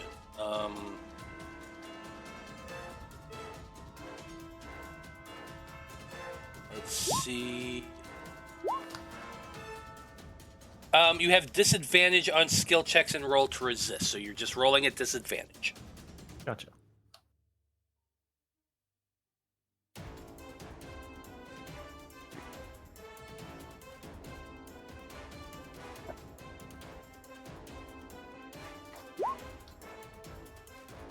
Aw. Still a good roll, though. My nat 20 doesn't count. Still got that dirty happens. 20. Yep. I see Salem, I see Cats, I see Damian's, and I see Aisha's. Need a roll to resist from Melody. Oh, sorry. No worries. Roll to resist purity. Oh, that's just because they're horrified. Yeah, it's just the two of them that are rolling at disadvantage. Only person who failed was Salem. Salem, all of you hear this just scream of incomprehensible words and insults, and for the most of you, just shrug it off. You couldn't care less. Salem, you're frozen, you're horrified, and you just hear this inane gibberish in the back of your mind that tips you over the point of stress. You're going to take 2 stress points from that. Okay.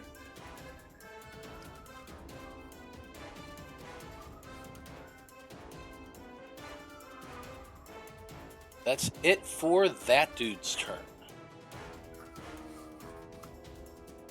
Nova Seeker, you're up next. Okay. Where's everybody's HP at? I haven't taken any damage yet. Yeah. I think just you and I have taken damage. I'm about not quite half. Okay. Shards are what kind of an action? Bonus action? It depends on the Reaction? shard. It should say Shard of on it. mending, the like And lesser. depends if you're using it on yourself or somebody else. Correct. Yeah. I think I'm using it on myself. I believe for a shard of mending, it's a free action. Double Yes. checking. Yeah, it's a free action. Okay, cool. 1d12 plus my Magi-Knight level. Wait. Heals 1d12 plus my Magi-Knight level HP. Got it. Okay, so I will check that off my inventory and roll a d12 plus. What level are we? We're 3? Mhm. Cool. D12 plus 3. Roll. Nice. Get 10 points Hey, of 10 HP points back. of healing. That's always helpful. Yeah. Oh, breathing a little easier now. So Damian takes out the shard and crushes it and feels that HP come back. And feeling rejuvenated and kind of... sorry, I just want to look up one more thing to make sure I can do this. Because I'm not sure if free actions are part. Full round actions... Is a free action part of a full round action, or can I do a free action and a full round action? A free action's a free action. A full round action uses your action, your bonus action, and your movement. Right. Okay. That's what I'm going to do. And force everyone within 20 feet of me. Let me make sure I got the yeah, it just says within 20 feet of you. It doesn't say like radius or otherwise. So I'm going to assume that's in every direction, 20 feet of me. Yeah. Cool. Has to make a roll to resist magic against my DC of 15. What's this ability? This is my illumination ability, the one that I wanted to take last. This is my battle technique. Got Soul it. Crystal Illumination. I'm gonna say that the doors are open. Everyone's pretty close to the doors. I'm going to allow one of the cultists who are kind of like behind the door and at a really bad angle to roll this at advantage, but the rest of them, everyone else, it's normal rolls. You said it's roll to resist magic, yes? Yep. Let's do this. Yes, please work, because this is it. This is all I can do. Okay, first I'm doing the 3 critters. 18, 4, 18. One of them failed. Next I'm doing the cultist. First I'm doing the cultist at advantage. Do you call out Nova Flare when you do this? I guess so. At advantage succeeded. Ugh.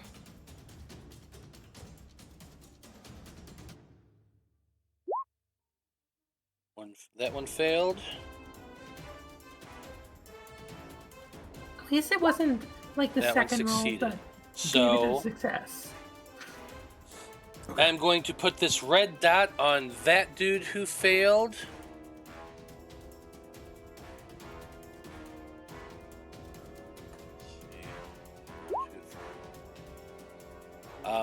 It's going to be this guy right there.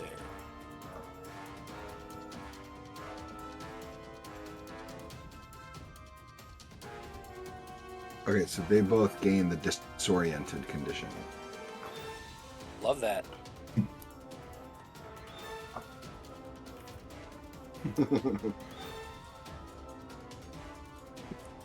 Tell us about the disoriented condition. Do you remember what it does? I'm looking it up right now. Your attacks and rolls to resist physical are rolled with disadvantage. Skill checks are rolled with disadvantage. Immune to convincing arguments and the restore control ability. Outsiders are immune to this condition. Outsiders are You immune can to take that a condition? roll.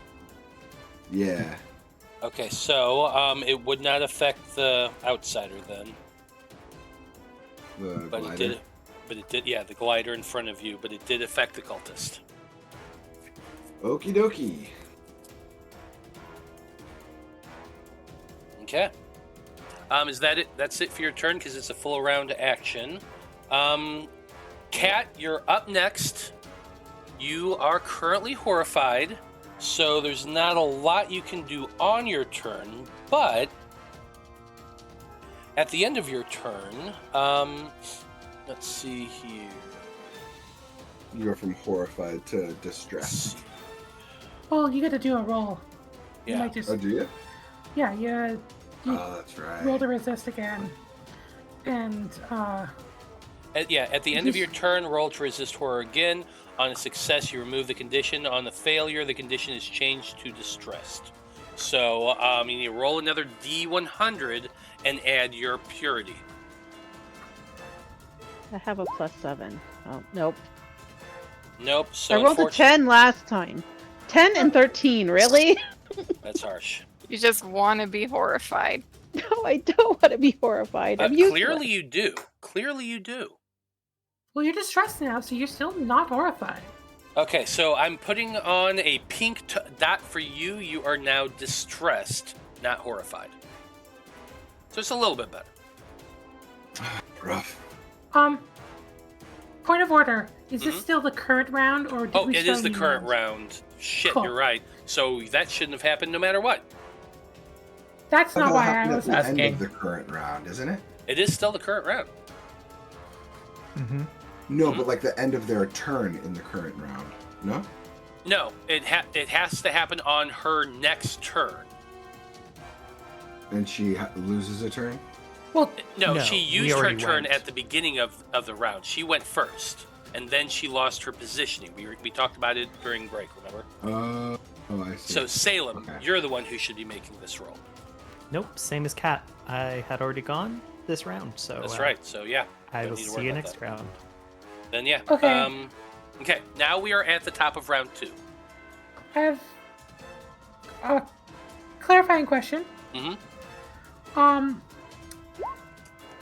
Does being horrified prevent you from entering a tactical formation? Yes. Okay. Because you can't do anything. I'm no longer interested in this idea. Fair enough. Carry on. We are starting at the top of the turn order. That cultist is actually unconscious already, so don't need to worry about them. This is the one that is next to Salem. It's floating there above Arya. Salem's already injured and horrified, so it's just going to go ahead and attack. Mhm. which means it hits automatically. Yep. How many stress points do you currently have? Oh yeah, we're at 3. We're at 3 right now. So 9 plus 6 is 15 plus 2 is 17. 17 Oh, total we're points. unconscious. We're down. Okay.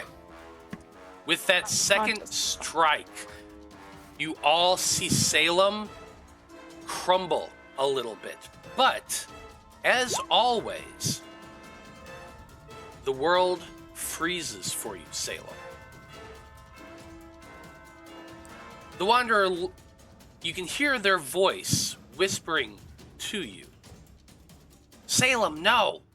No! It's too early. You can't fall. You must stay up. But I want to take a nap. No, I'm kidding. All right, fine. Wow. Crack! Your soul crystal snaps twice. Okay. But you are still up with 1 hit point. Perfect. You dropping as you did, that doesn't that make Arya disappear Yeah. as well? It does, so I already removed her. Thank you. It is then going to fly around you. Because both you and Kat are horrified, you have no reactions. It then moves into the hallway right there. Flying, hovering above you, but getting out of the way. Mm-hmm. And that's going to be it for their Yes. turn. Can I ask something? Mhm. How does dying affect conditions? Dying? Yeah, so like Salem just got knocked out. Are they waking up horrified?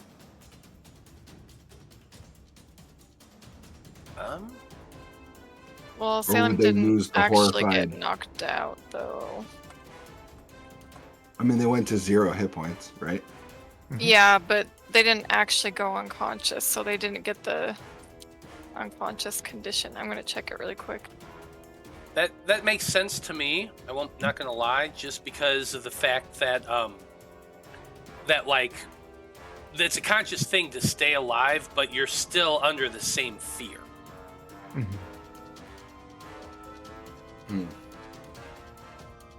Okay. That's the glider's turn. Aisha, you're up next. Okay, what items do I have in my inventory?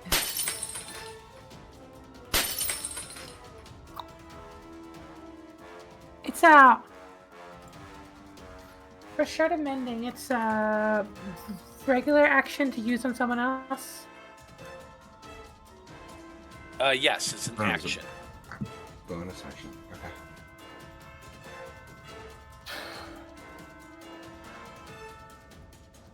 So, I think because all the conditions have a method of removing them, and then they'll say like, if you still have this at the end of the combat encounter, it'll go away, but then you take an exhaustion point or something like that. So I don't think going unconscious takes away any conditions Yeah. unless it says that specifically. That makes sense to me. Wild. Okay. I've gone to sleep and woken up and still been thinking about what I went to sleep doing. For sure. Your turn, Aisha. Yes, I torn with what I want to do. Above the table, Kira can heal, right? Melody can heal. Yeah. Yes. Cool. Okay. Gonna trust you to do that. And For Salem? Yeah. It's fine. I'll figure it out. You guys do what you gotta do. I can as long I as I'm not in the threat range or whatever you call it for this outsider. Yeah, I'm gonna try and take this outsider out. Now that I have someone adjacent to me. Let's just start with that. Oh, is Nice. that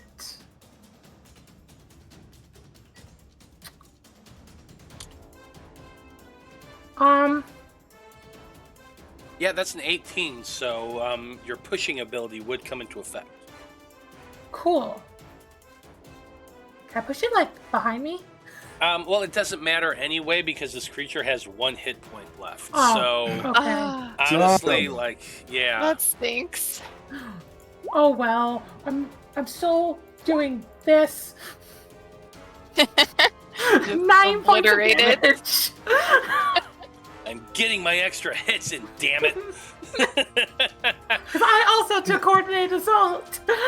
I love it. You two of you slash into that creature that was barely hanging on to life, cutting through it cleanly, and it drops to the ground before dissolving away. Cool. Okay. I have a little extra movement thanks to Quicksword Technique. So I'm gonna move my 10 feet first.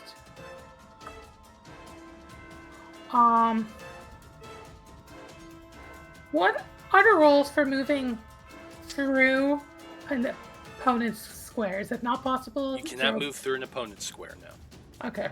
But the outsider can move through our squares. Not always, no. They can't. Actually, most of them Ugh. can't. There's only a handful that can. So the flying one that went through Salem Square, that was okay. Because He they flew were over. horrified and unable to move or react. Oh, okay. But we can move through our squares. Like, Correct. Yeah. cool. I have 35 feet of movement. Yeah, I do. So, I'm 30 feet. Boom. Now, going through there is going to give you an attack of opportunity from the cultist that was right by the door. But it is at a really fucking weird angle, so that's going to be a disadvantage. Okay.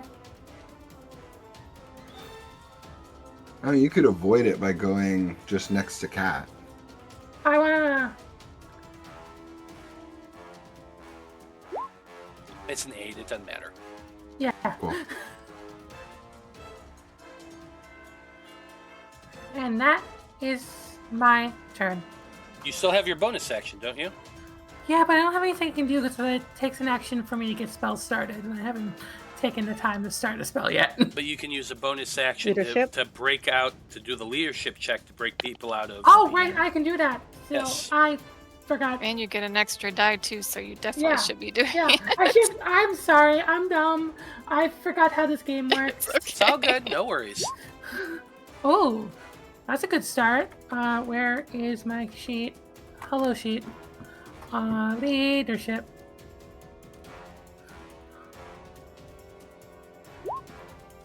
Nice. 27 on Yeah. Cat. Yeah, I'm pretty sure that's enough. Wait, no, Salem, because Salem's in the door. And It's fine. You got Cat first. It's okay. no, It's fine. I said it because my eyes literally saw her first, not because I had made a decision. Take it, Salem. Doesn't matter. Alright. Yeah, it'll all work out one way or the other. So who You are you are- doing it to? Salem. Okay, so Salem is gone from the horrified to the distressed condition. Gross. That it for your turn? Yeah. Okay. Next up, we've got that cultist who is right here. And I'm sorry, Salem, you just make a really convenient and cushy target. Because you're right there in the door. You're like half kneeling, half frozen. Well, you're now distressed, not horrified, but still, you're kind of in that half-crouched position, and you look up just in time to see that guy raising his dagger to strike at you. Now, distress is a little bit different than horrified, so let's take a look at that real quick. For distressed, you have disadvantage on skill checks and attack actions. You automatically fail leadership checks you make. As a standard action, roll to resist horror. On a success, this condition is removed. On the failure, the condition persists. So that's an action to do that to yourself.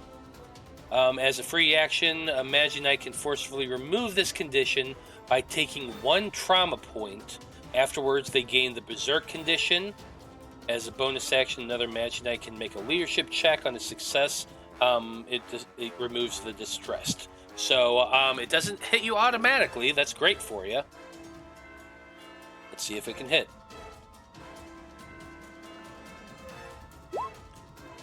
Wasn't supposed to be a disadvantage, but still, the 6 was the first number. That is a failure. It stabs at you, but it kind of stumbles over its own robe and misses. Melody, you're up next. Alright, I'm going to move down. Okay, heal Salem.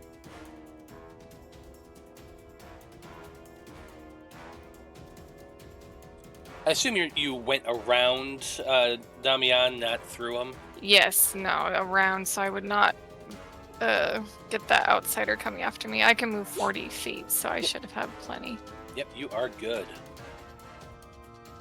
Okay, and then, where's my...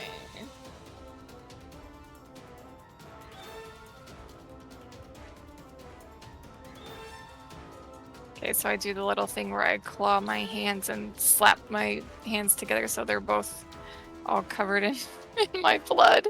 And then I say, blood on hands, and touch Salem's arm. It's like not another D&D podcast. We're like, touch hands. Touch hands. Alright, Cool. so you get healed for 13. 13 Thank points you. of healing. I will take it. Oh, I forgot I have curing 2 now. Oh, Ooh. well. That's. What is curing Oh. 2? Just more healing? Yeah, just more. And with my bonus action, I will try to get Cat out of Horrified. Okay. Leadership check.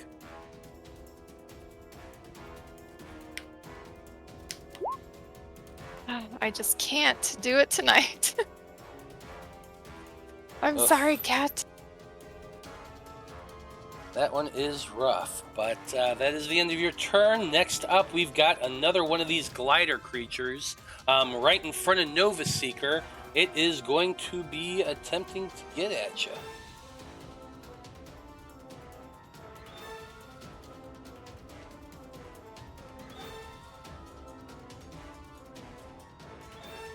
And there it is.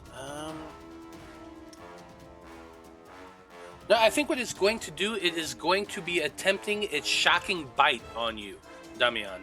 So it flies down, latches onto you, latches its mouth onto you, and sends this bolt of lightning energy through you. I need you to make a con check, or saving throw, I should say. So D20 plus your con modifier. If you're proficient in con saving throws, you get to add that proficiency bonus.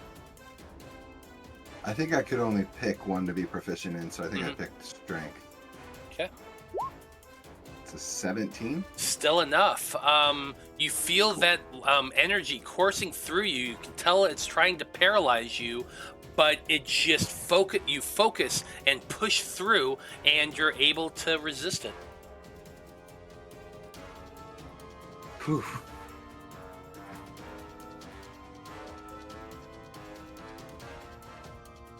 Next up, we've got another one of the cultists. This is the one that is has been dazzled by you, so it is disoriented. Attacks are at disadvantage. It is throwing some magic at you.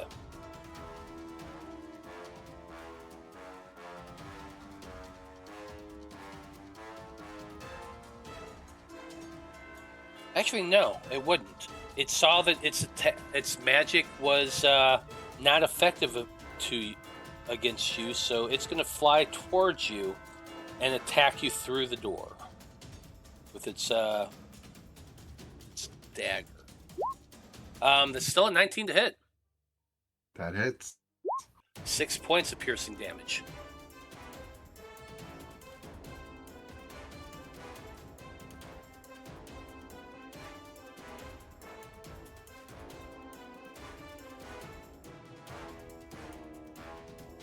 That's it for its turn. The other cultist, they are going to throw some magic at you because they're kind of standing back. They're throwing some earth magic your way. But an 11 is going to miss, Damian. And it's your turn. You've got one of these creatures flying directly in front of you. You've got a cultist nearby. What are you doing?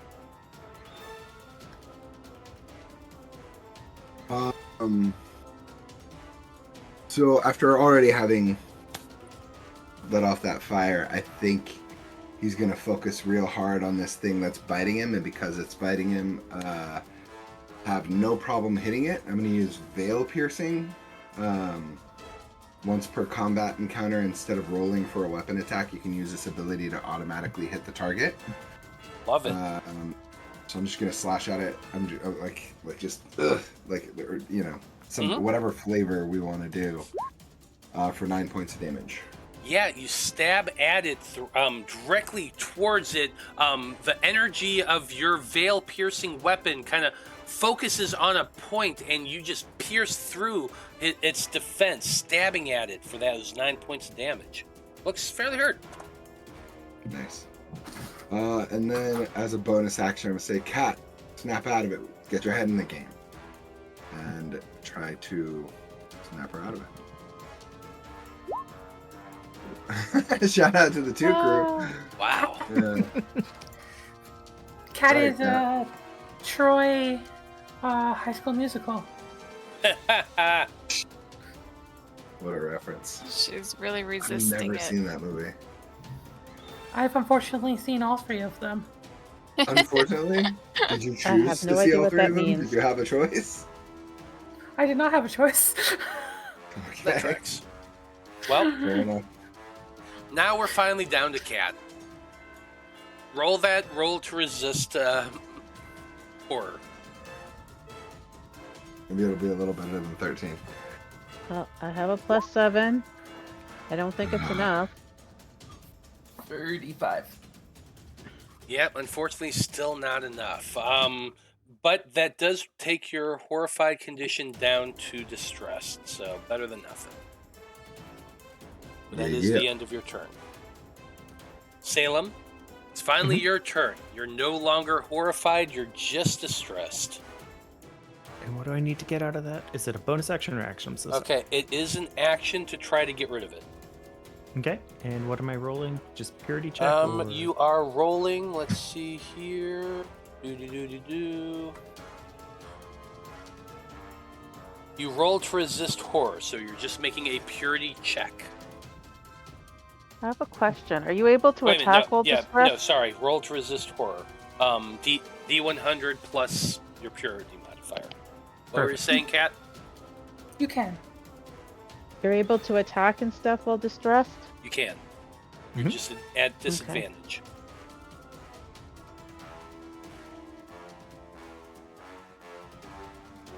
Still want to get out of it. I don't like being stressed. No, dang it. Whatever. It's fine. I don't know how Well- this works. No, I'm still distressed. Oh, Yeah. wait, how'd you get Here's a the 4 when you added? Oh, because it didn't work. Oh, yeah, no, no. it did work. 10 Uh, total. Yeah. That's You fine. gotta put one of those in first, but oh well. Whatever. 200. That's shitty odds. I Damn. know, right? It's all good. Well, that was your action. You still have movement and bonus action. So I'm not moving out of his way. So I'm just taking a step. Okay, you're fine there. And then a bonus action, I can quicken spell to bring out Arya again for bonus action. I like it. And this time I'm bringing her out is Earth.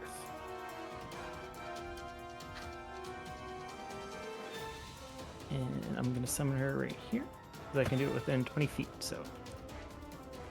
And where am I at? Okay, yeah, and actually free action, I'm going to use my shard as well, Shard of Mending. Absolutely. All right, so that's just 5 HP, but I'll take it. Hey, every little bit helps. Exactly. All right, and that'll be it. That's it for your turn. Next up, we have the glider that is in between Aisha and Melody and everybody else. Like, you're all kind of surrounding this thing. I keep forgetting about its reactions. I really need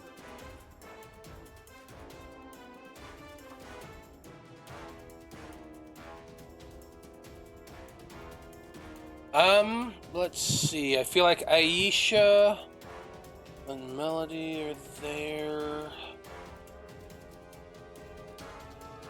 I'm just gonna roll a d4 and see who they attack.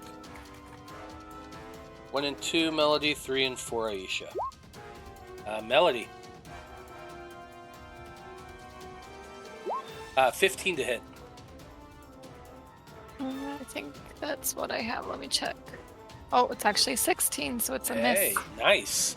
It tries to lash out at you with that tail, but is unable to hit you. Love it. Aisha, you're up next. Cool. Things have calmed down pretty well. I want to be adjacent to as many of my friends as possible. I'm going to take a 5-foot step this way.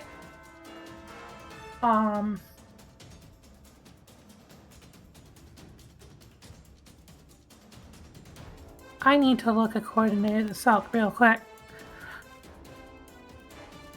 It's just one side. Has to be imagined. I was trying to decide between the cultist or the thing. Gotcha.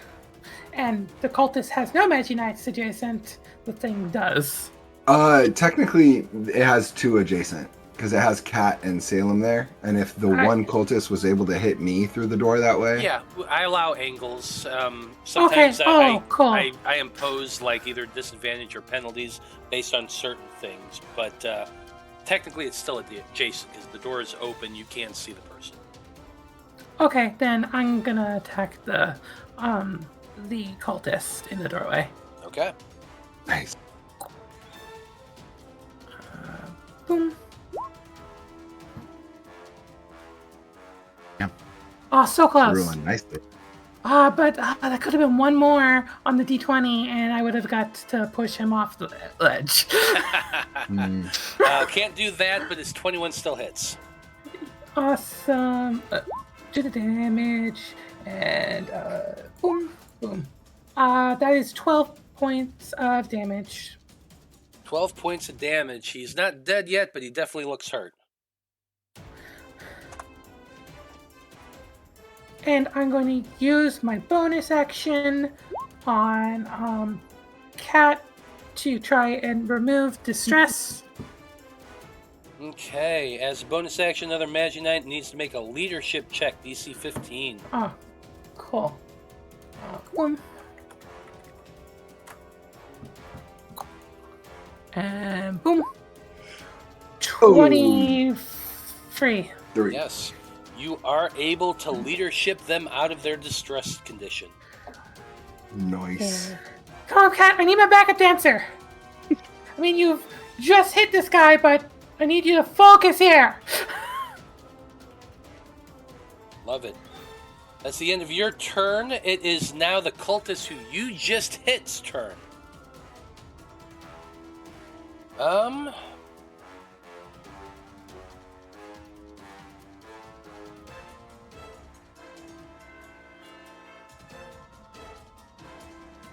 Seeing the tide of battle and what's going on, the cultist pulls something out from their robes. It appears to be like a canteen or flask of some type that they open up and pour behind them down to the ground.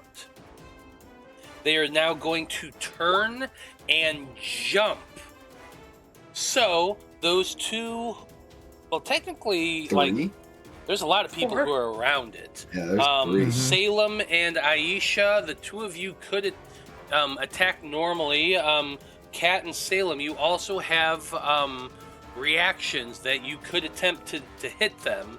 I'm just going to call it well, Salem, you're at disadvantage anyway. Cool. Kat, you would get a -2 to this roll since they got partial cover. Do both Arya and I, or just one or the other? No, Arya's fine. They have a clear thing. It's Blossom Seeker who you're rolling at disadvantage because you're still distressed. Perfect. All Um, right, so 21 to hit. The 21 Or does hit. 20 to hit. Yeah, 20 does hit. and Cool. then, Point of order. I guess it's more for Kira. Says coordinated assault says once per turn. Is it like rogue sneak attack? This is not your turn. This is a reaction, so you would not be able to add that. Okay, well I wasn't sure because like you can. Anyway, yeah. Yeah, it's not your It doesn't turn. say your turn, but it just is. Anyway, yeah. I think it's when you make an attack, though. When making a weapon I would attack, assume it's your turn. Yeah, because Cool. everyone has one turn during the turn. This is technically turn 2. I was just applying. I was just applying like Round rogue 2, sneak yeah. attack wording to it. But that's a different game technically. Yeah, it says once per turn. I would if you hadn't just had your turn, I think Then yes, I would allow it. But since you've already done it, yeah. so Salem got a 10, but Arya got a 19. the 19 does hit. got I a wanted 10. to say about summoning really quick. Mhm. You actually, Arya didn't go away when you got hit because you didn't go unconscious. You only go unconscious if you don't use heroic conviction. Okay. So you didn't have to resummon her. I was Oh, reading okay. about that to make sure. So the just now. quickening and the over yeah, so charging or whatever you it got is. 3 extra. You got 3 extra mana right now. Oh, okay, cool. Then Arya did 11 water damage to it. Why 11? Because it's per attack is Oh, it's whatever the boosted roll now. is Yeah, you're plus right, you're the right. yes. Okay, I remember now. Yes. Between both of those 2 attacks, it is enough to knock out this cultist. Like he jumps, Arya attacks, Aisha attacks, both at the same time. Everyone also attacks and misses, but your 2 hits connect. You slash at him as the cultist is falling, and he just hits the ground hard right over that puddle of water. Boom! And is unconscious. Karma, bitch.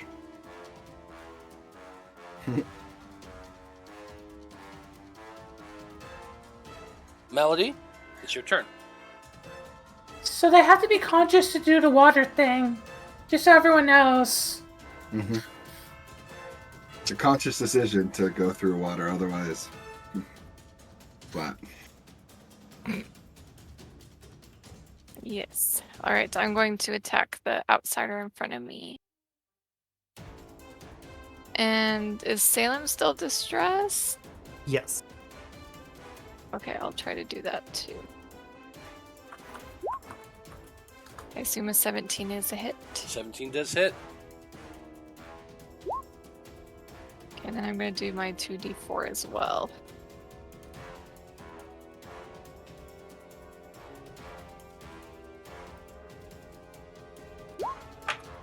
Okay, so that's 13 damage total. Nice. Heavy hit. It is still up though. Okay. Looking Alright, now very hurt leadership. though.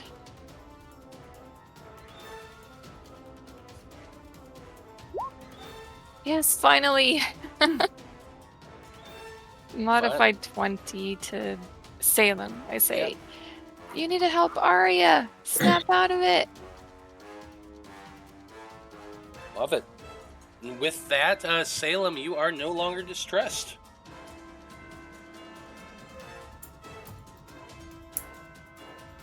Next up, we've got the glider that is directly in front of Damian, Nova Seeker. It is, let's see, it tried last round to do its shocking attack, and it didn't work very well for it. So I think it's going to be hitting at you with Needle Tail. What was that for? It was. Sorry, I said ignore that. I was trying to move the thing and clicked it. It's Fair fine. enough. That's a 10 that is going to miss, Damian. Yep. Next off, we have the cultist. Your dazzling thing. How long does that last? However long disoriented lasts. It doesn't say that it's only. Let's see. You can take a full round action. Oh wait, they gain the disoriented condition until the end of my next turn. It should be good. So I guess he's not disoriented anymore. So now he would not be disoriented. Okay. Yeah, I think what they are going to be doing is attempting to stab at you with their weapon. The creature is flying and has kind of risen up a little bit, enough that this guy can come underneath it and attack you without disadvantage or without any penalties. So that's what it's going to do. Okie dokie. Let's see.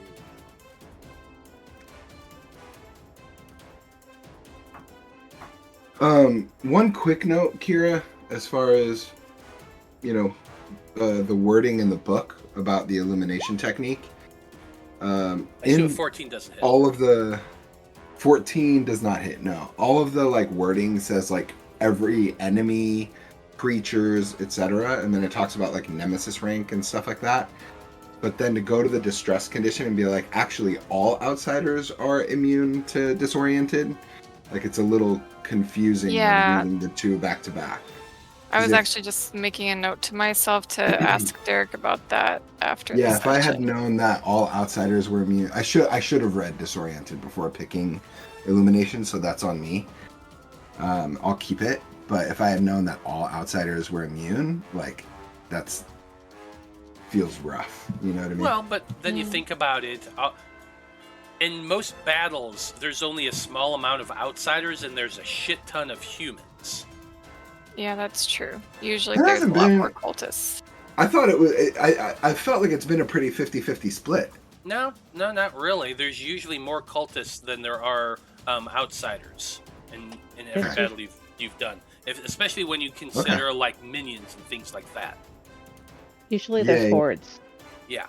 Yeah, well, yeah, the two that we've had hordes, and so I was counting them each as individuals. But okay, that's fair. Yeah, so it's just it's all how you look at it, really. Sure. Anyway, next off is the cultist in the brown robes who is launching a crumbling word at Nova Seeker. But I can't roll for shit, so that was an 8. Lady Luck is on my side finally again. Great roll. Phew. Shit. Shield coming in clutch today. Thanks for taking that 20. that 20, John. On I'm accident. so sorry. It was an accident. I mean, don't apologize. It helped me. Damian, you are up next. Okay. Seeing as how Salem has healed himself, I'm just gonna take a swing at this flying creature in front of me that keeps trying to hit me. Love it. Give me a 9 to hit. That is a miss. You want to move or bonus action? I don't want to move. Everyone's out of distressed, right? Mm-hmm. I don't think I have any bonus actions to do. Because restoration is a full action, right? Mm. Magic. Yes. I'm fairly certain, so yeah, I don't have anything I can do. I'm just chilling here. Kat, you're up next. Sky Seeker. Yeah, so I'm beside this flying guy, and it is I'm apparently immune to air, so I will try to whip it with my thing. She does get 2 attacks, so a 9 and a 14. The 14 just hits. That's 5 damage. 5 points of damage is enough to take this guy out. You miss with your first whipping, but as a bonus action, you hit the second time. With that snap, the creature takes the damage, and then drops to the ground before dissolving into nothingness. Now we can help Damian. Or now we can help Nova Seeker. You still got movement and bonus action. Second attack was bonus action. Oh yeah, that's right. So you just have movement. No. I am going to move closer and get an idea of what's in that room.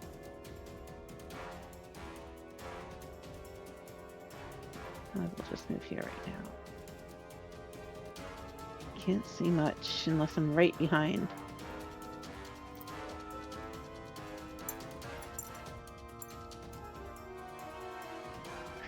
Okay, I'll just move there. That's all I can do. Okay. Salem, you're up next. Okay. So I'm gonna move right here for my movement. And then I'm going to do explosion on the little birdie thing. Okay, yeah, you can kind of still see it flying there. Oh yeah. So what I'm gonna do is I'm gonna lower my umbrella like a gun onto Damian's shoulder to help steady my aim. Would it affect both people occupying that square, or Nope. can it only affect one?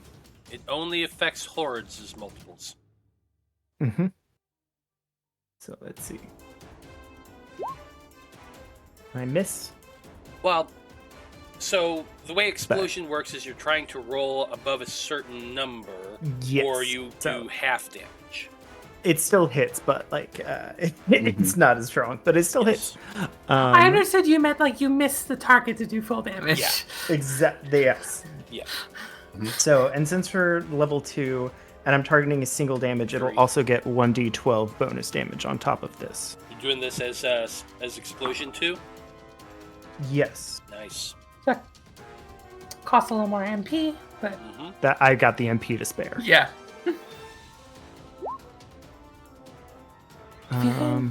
Plus. So 20 halved, so 10 earth damage. Still 10 earth damage.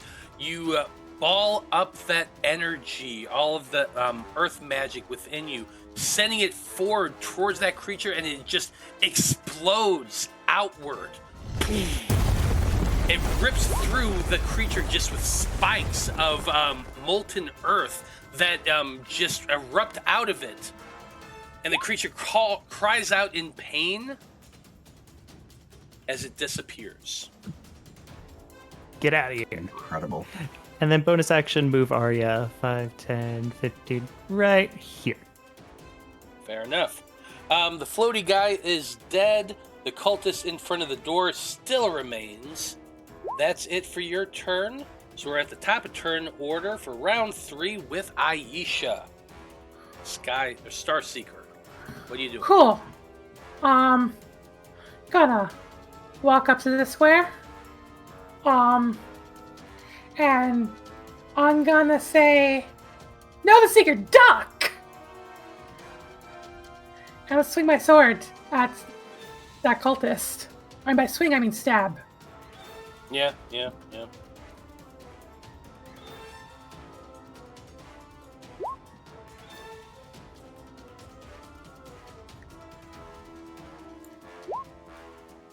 That is a 22 to hit. 22 does hit. I kind of imagine this almost like using a pool cue to.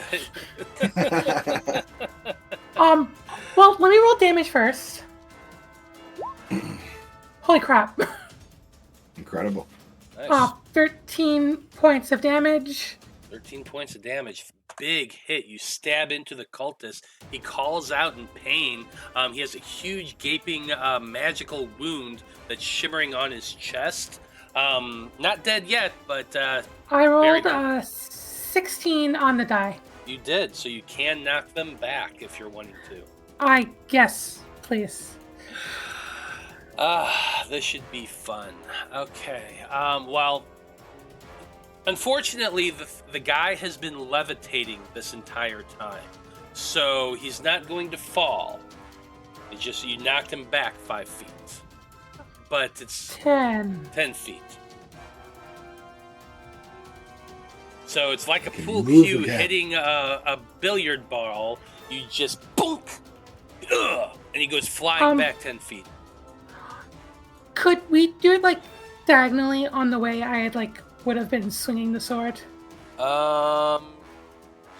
Yeah, that should be fine. So it'd be more like Imagine it'd be like here. I'm trying to do it. It'd be right there. There you go. Mhm. Yep, Thank you. Absolutely. Boo. I have nothing more to. Wait, I could move more. You can move more. I'm gonna go into that room. All the fun stuff seems to be going on in that room.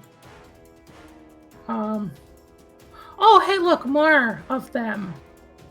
There are indeed 2 of them in there. How far down? Wait, is that guy on the ground or on the? No, he's levitating. They've all been Okay, levitating cool. this whole time. Cool. Then I'm gonna. With quick sword. Yeah, I have enough move to go here. That's Nice. a weird square. Yeah, it is a weird square, but you're kind of standing on the ledge of that walkway right up against the barrier that keeps you from falling. Yeah. Nice. Open the door! Come on in, friends! And that's my turn. Melody, you're up next. Okay, I'm gonna move in that room.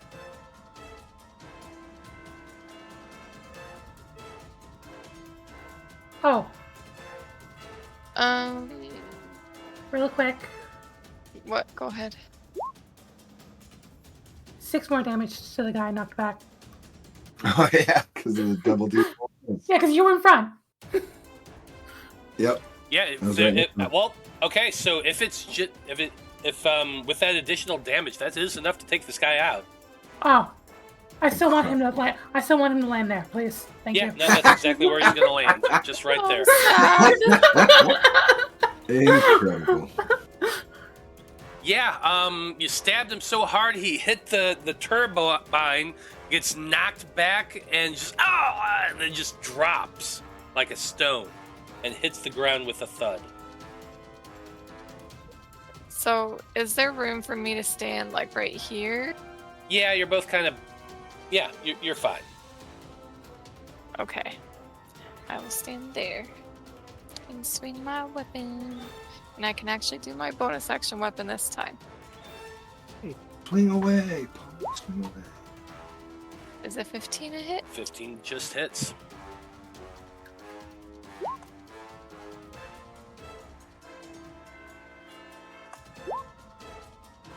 Okay, so that's 12 damage. Nice. She counts as adjacent, right? Yeah, Yeah. she would count as adjacent. Okay, and I'll try my bonus action. Could you fail pierce that? Oh, yeah, I guess I can just auto hit with skill piercing. It potentially gets you a 3rd hit if all goes according to plan.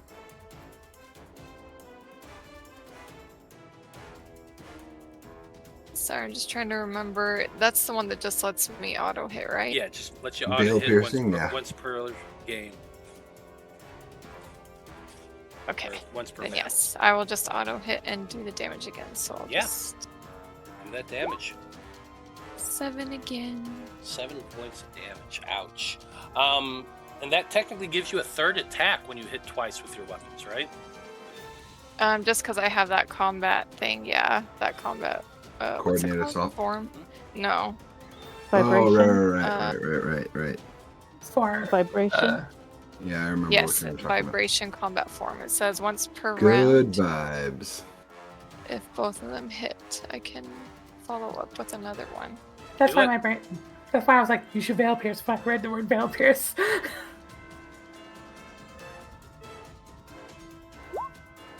Ooh, Oh. it hits. Nice. Damn. Okay, Incredible. so the way that this would go it would be claw, and then for the last one, I go in for a bite. I love it. Just latch onto him and bite. Yes. 8 damage. Melody, just do me a favor. Give us a description of how it looks as you bite this dude to death. Oh my gosh. Okay. I think I would just go straight for the neck and just rip at it. Yeah. Just Jesus latch Christ. into it, biting into it, ripping away. The mystical energy comes spraying out, giving the look as though this is arterial splatter, although we all know from the rules that you don't actually kill the cultists. You just Yes. knock them unconscious and render away the magic. So we're going to say that spray, that arterial spray, is just the magic leaving his body as he drops down to the ground, knocked out. Can I roll for horrified real quick? Jesus Then- Christ. Then after I'm done, I wipe off my face like that and just flick it off. Can I I'm like, ew. can I roll to resist charisma to not blush? Am I still like seeing nobody else in turn order? I'm not going to assume there's no more enemies. But if it is my turn in initiative, can I do some magic real quick before Yeah, we go for it. fade our forms? I do want to do restoration 2, and heal whoever is damaged, including myself, just to like help us all out a little bit. Yeah, go for it. It's gonna be 9 points of healing. Damn, that's 2d4 plus 4. So that's I rolled a 3 and a 4. That's awesome. That's Hey. amazing. Wonderful, Incredible. baby. Let's go. Still, with that, you just send this burst of healing towards everybody, bringing everybody up by 9 points of healing. You all kind of look around now, looking to see what all is Is the happening broom here. still in the turbine? The crowbar. Is what? Is the broom still in the turbine? It wasn't it a a broom? broom, actually. Oh. As you Crowbar, go right? close and you look at it, it was actually a glaive, a spear, shoved into Whoa. this turbine that they were using to break it. Does it Is have a- runes on it? Let's make an investigation check, shall we? –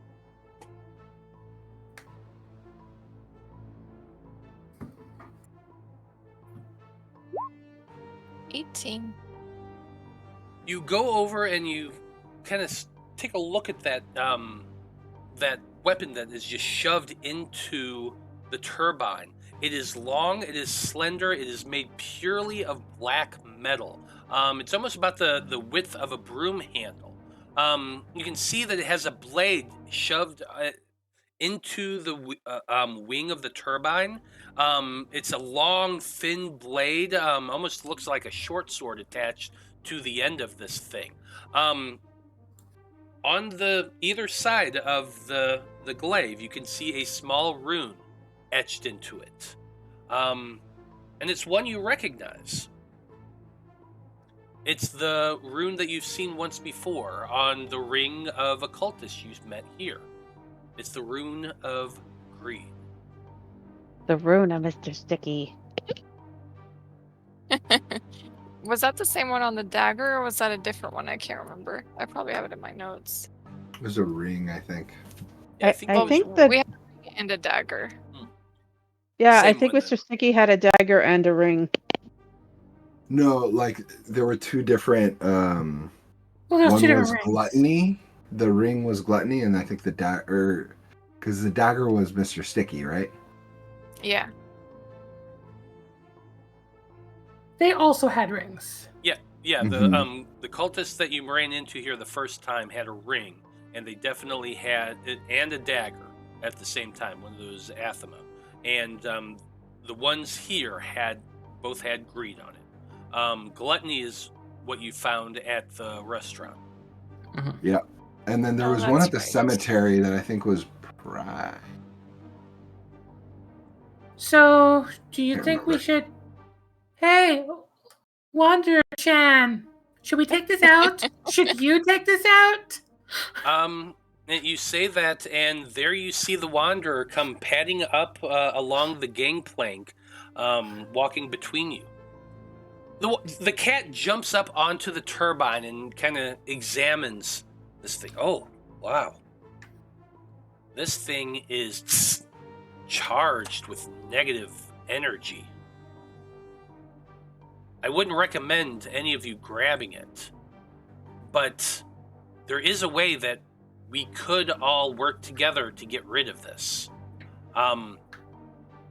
You'll all have to focus your energies as Magi-Knights together toward it.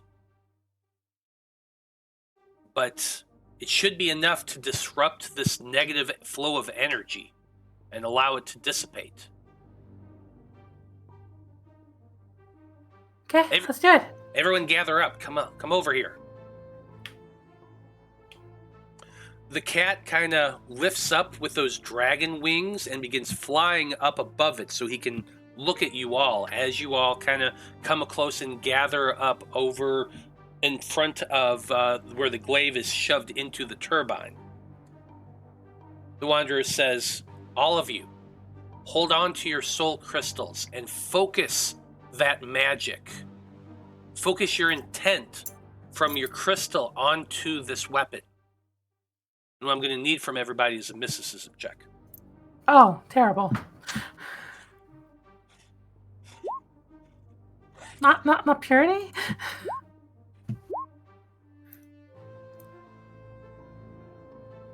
Wow, -2 and you got a 12. That's pretty good, actually. Yeah, I rolled a natural 14. I'm pretty happy. Here's the good news, is that you're aiming for a 12 for this. So there's 3 successes out of 5.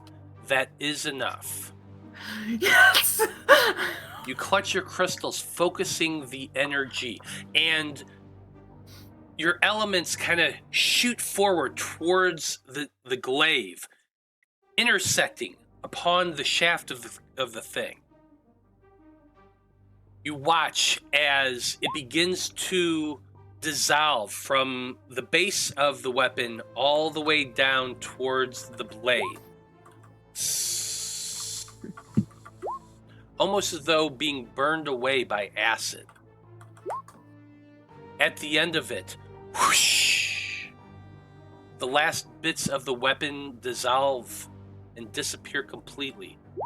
And you hear this weird sound coming from it. It's like, have you ever heard a jet engine try to start off, but it has a few false starts, and he's like,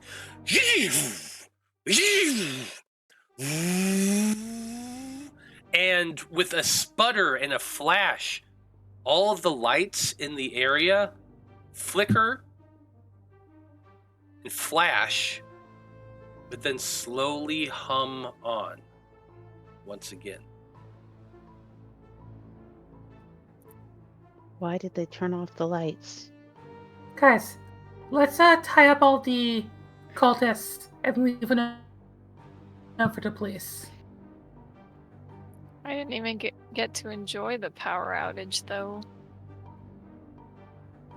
Turn off the lights when you get home and enjoy the dark. There will be darkness later. I wanted a free Game Boy. Okay. You were gonna steal it? No, borrow. He wasn't using it. He deserved it. I think all us girls can agree that man deserved it. Yeah, I can agree with that. Okay, so let's do some maintenance real quick, because the Wanderer is going to say, well, as you're pulling everybody together, let's Let's draw forth the residual spectral energy from all of them. Make sure that there's none of that energy remaining. So I'm going to have everybody pull out their gloom crystals and make some gloom gems real quick from the leftover spectral energy. In total for this battle, there were 4 cultists and 3 outsiders. The cultists are worth a 1d4. The outsiders are worth a 1d8. So there's a total of 3d8 and 4d4 that we need to roll. There's a total of 5 of you in total. So who's rolling one? We'll roll a d4. I'll do it. Roll a D8. Too. I can do a D8. 6. That's fine. All right. Nice roll. Hey-o.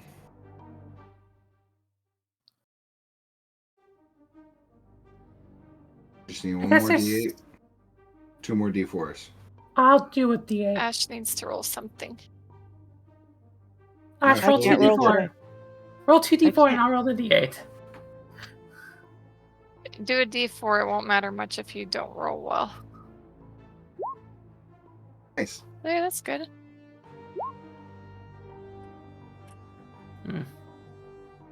There's still I'll one roll more the last d4 to do. D4. Yep, one more d4. There. There we go. Perfect. Okay. What are we So, re-rolling? The 8? Who has is proficient in mysticism? Just Melody? Shoot. So we get And to re-roll. Master too. Oh, I don't think it matters in this case, Yeah. though. Yeah, it's just whoever's proficient gets a re-roll. So you get to re-roll one of those dice. I guess the D8 that got a 2. yeah. So I roll it. It Yep. doesn't Yeah, I think really so. matter. It's just you have the ability to do it once. So it doesn't matter who does the actual roll. Yeah. No, it does because she got 7 and Fair I got enough. 2.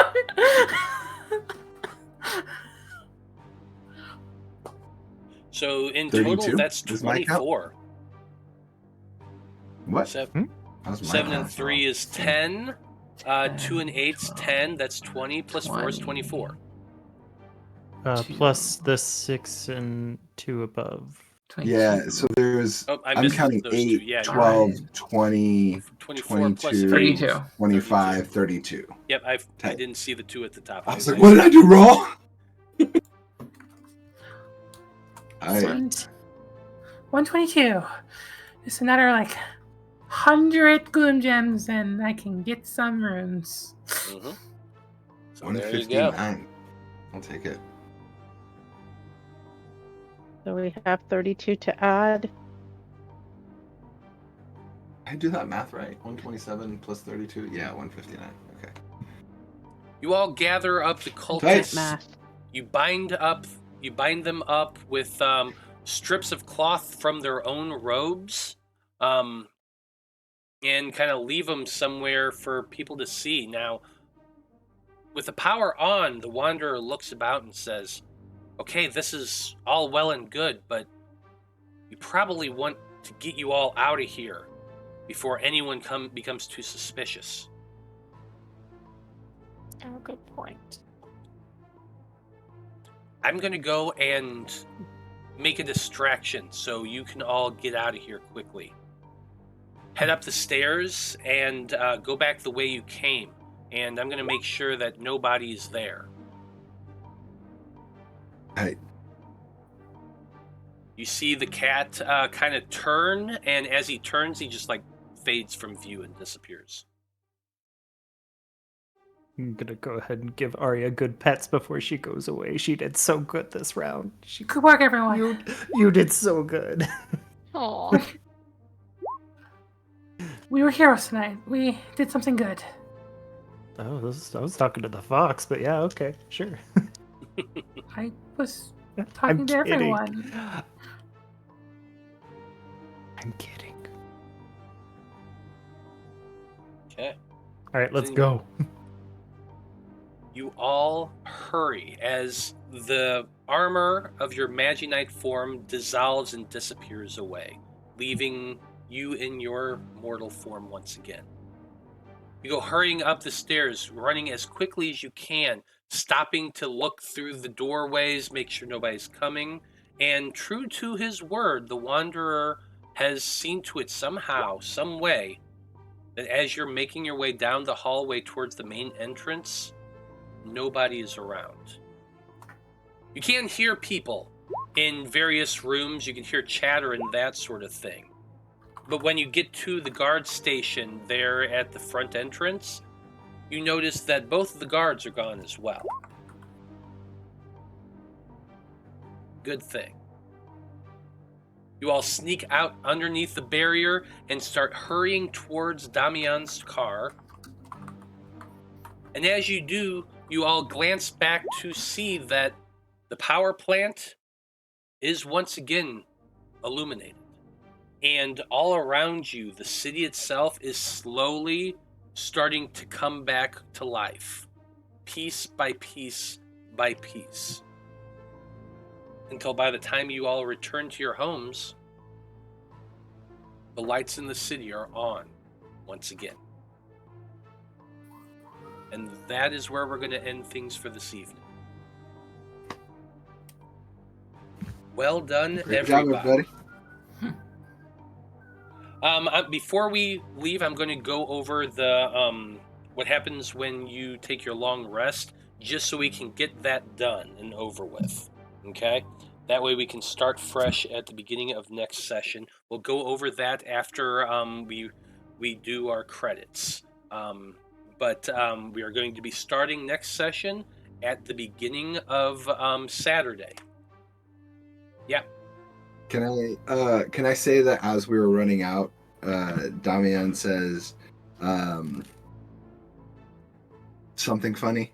I should have thought about it while you were talking, but I was so focused on making sure it happened that I forgot to think of something. Oh, to reduce stress, to do your banter. Yeah, my student ability. Yeah. Yeah. Something like, man, Arya really took that guy out in one hit, huh? Like just kind of shocking. For the hope of reducing everybody's stress points by 1. Mm-hmm. Absolutely. Whoever has any, I think. Yeah. How about calling Melody My Bloody Valentine, or is that too soon? No, I think he's still too disturbed to comment I was on about that. to... I don't think you would say that right now. Yeah. No.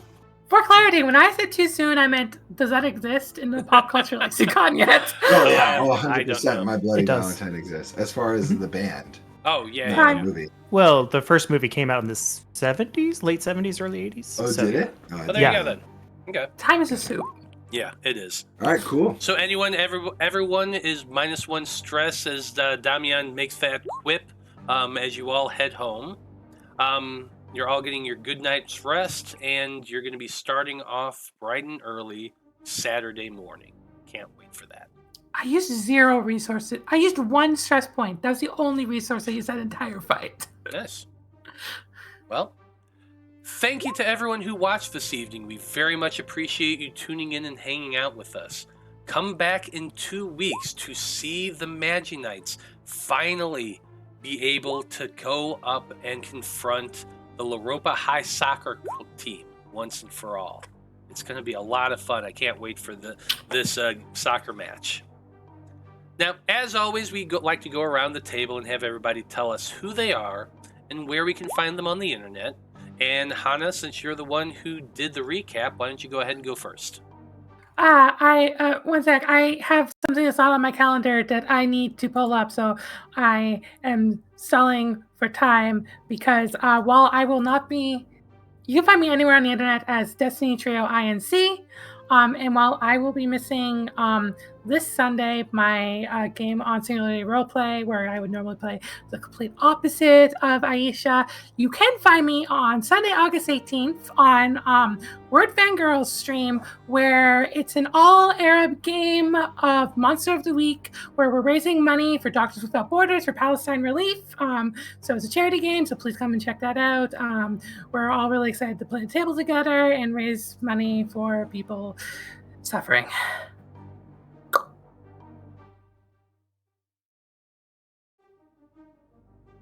I think you're muted, Matt. Mute. I am So muted. muted. Los, you're up next. Oh, tight. Yeah, I'm Los, PDX Homebrew on all the socials. You can find me here. I love playing Damian, and this is what I do. Heck yeah. Kira, you're next. Okay, I'm Kira. I'm the assistant creator of Magi-Knights Awakening, and you can find this and all of our social media accounts on our website, magi-knights.com. And you can also find a link to my children's book, My Dad the Game Master, which is on Amazon. Heck yeah. John, you're next. I'm John. I played Salem tonight. It's always a blast. I love doing it. But you can find me here every other Monday and Wednesdays. On Mondays, I am in the Aethertech Wars, which is a Pathfinder 2 campaign. You can also find me on Instagram at CreativePanda88 or Blue Sky at johnpoart.bluesky.social, all that good stuff. So, Love it. Ash, you're next. I'm Ashleyien. I played Cat today, or Sky Seeker, and you can find me here every 2 weeks. Heck yeah. Love to have you. Now, as always, I am Matthew R. Dawson, your friendly neighborhood host and game master here on the Random Rhapsody Network. You can find me every Monday and Wednesday running games for these crazy people. I love doing that stuff. I like doing other stuff too. And occasionally you can find me doing other things. This week on Sunday the 10th, you can find me over on All on the Table TTRPG. All on the Table is a TTRPG group so focused on trans visibility in the TTRPG community. There I'm playing Pathfinder 2e as well. I'm playing Tybal Toldrum, the Catfolk Rogue. It's going to be a lot of fun, so check that out at 3 p.m. Central Time. Also, on Sunday the 18th, I am going to be on another channel. I'm going to be playing over on AndreasAdventures.ca. They are another group, and we are doing a charity stream all day Sunday for cancer research up in Canada. It's a great charity. You can see me playing on that one at 1 p.m. Pacific time. We're playing Avatar Legends, and I'm playing an Earthbender. It's gonna be fun. I've never played the game before. I played a lot of similar games, so I think it's gonna be a blast. But yeah, that's a charity event Sunday, August the 18th at 1 p.m. Pacific time. So definitely go check out AndreasAdventures.ca. That's about it for this month, I think. So yeah. Other than that, I think it's just about time to say thank you, folks. It's been a delight. So long, good luck, and until next time, may your dreams be infinite. And good night. Nighty night. Good night. Au revoir.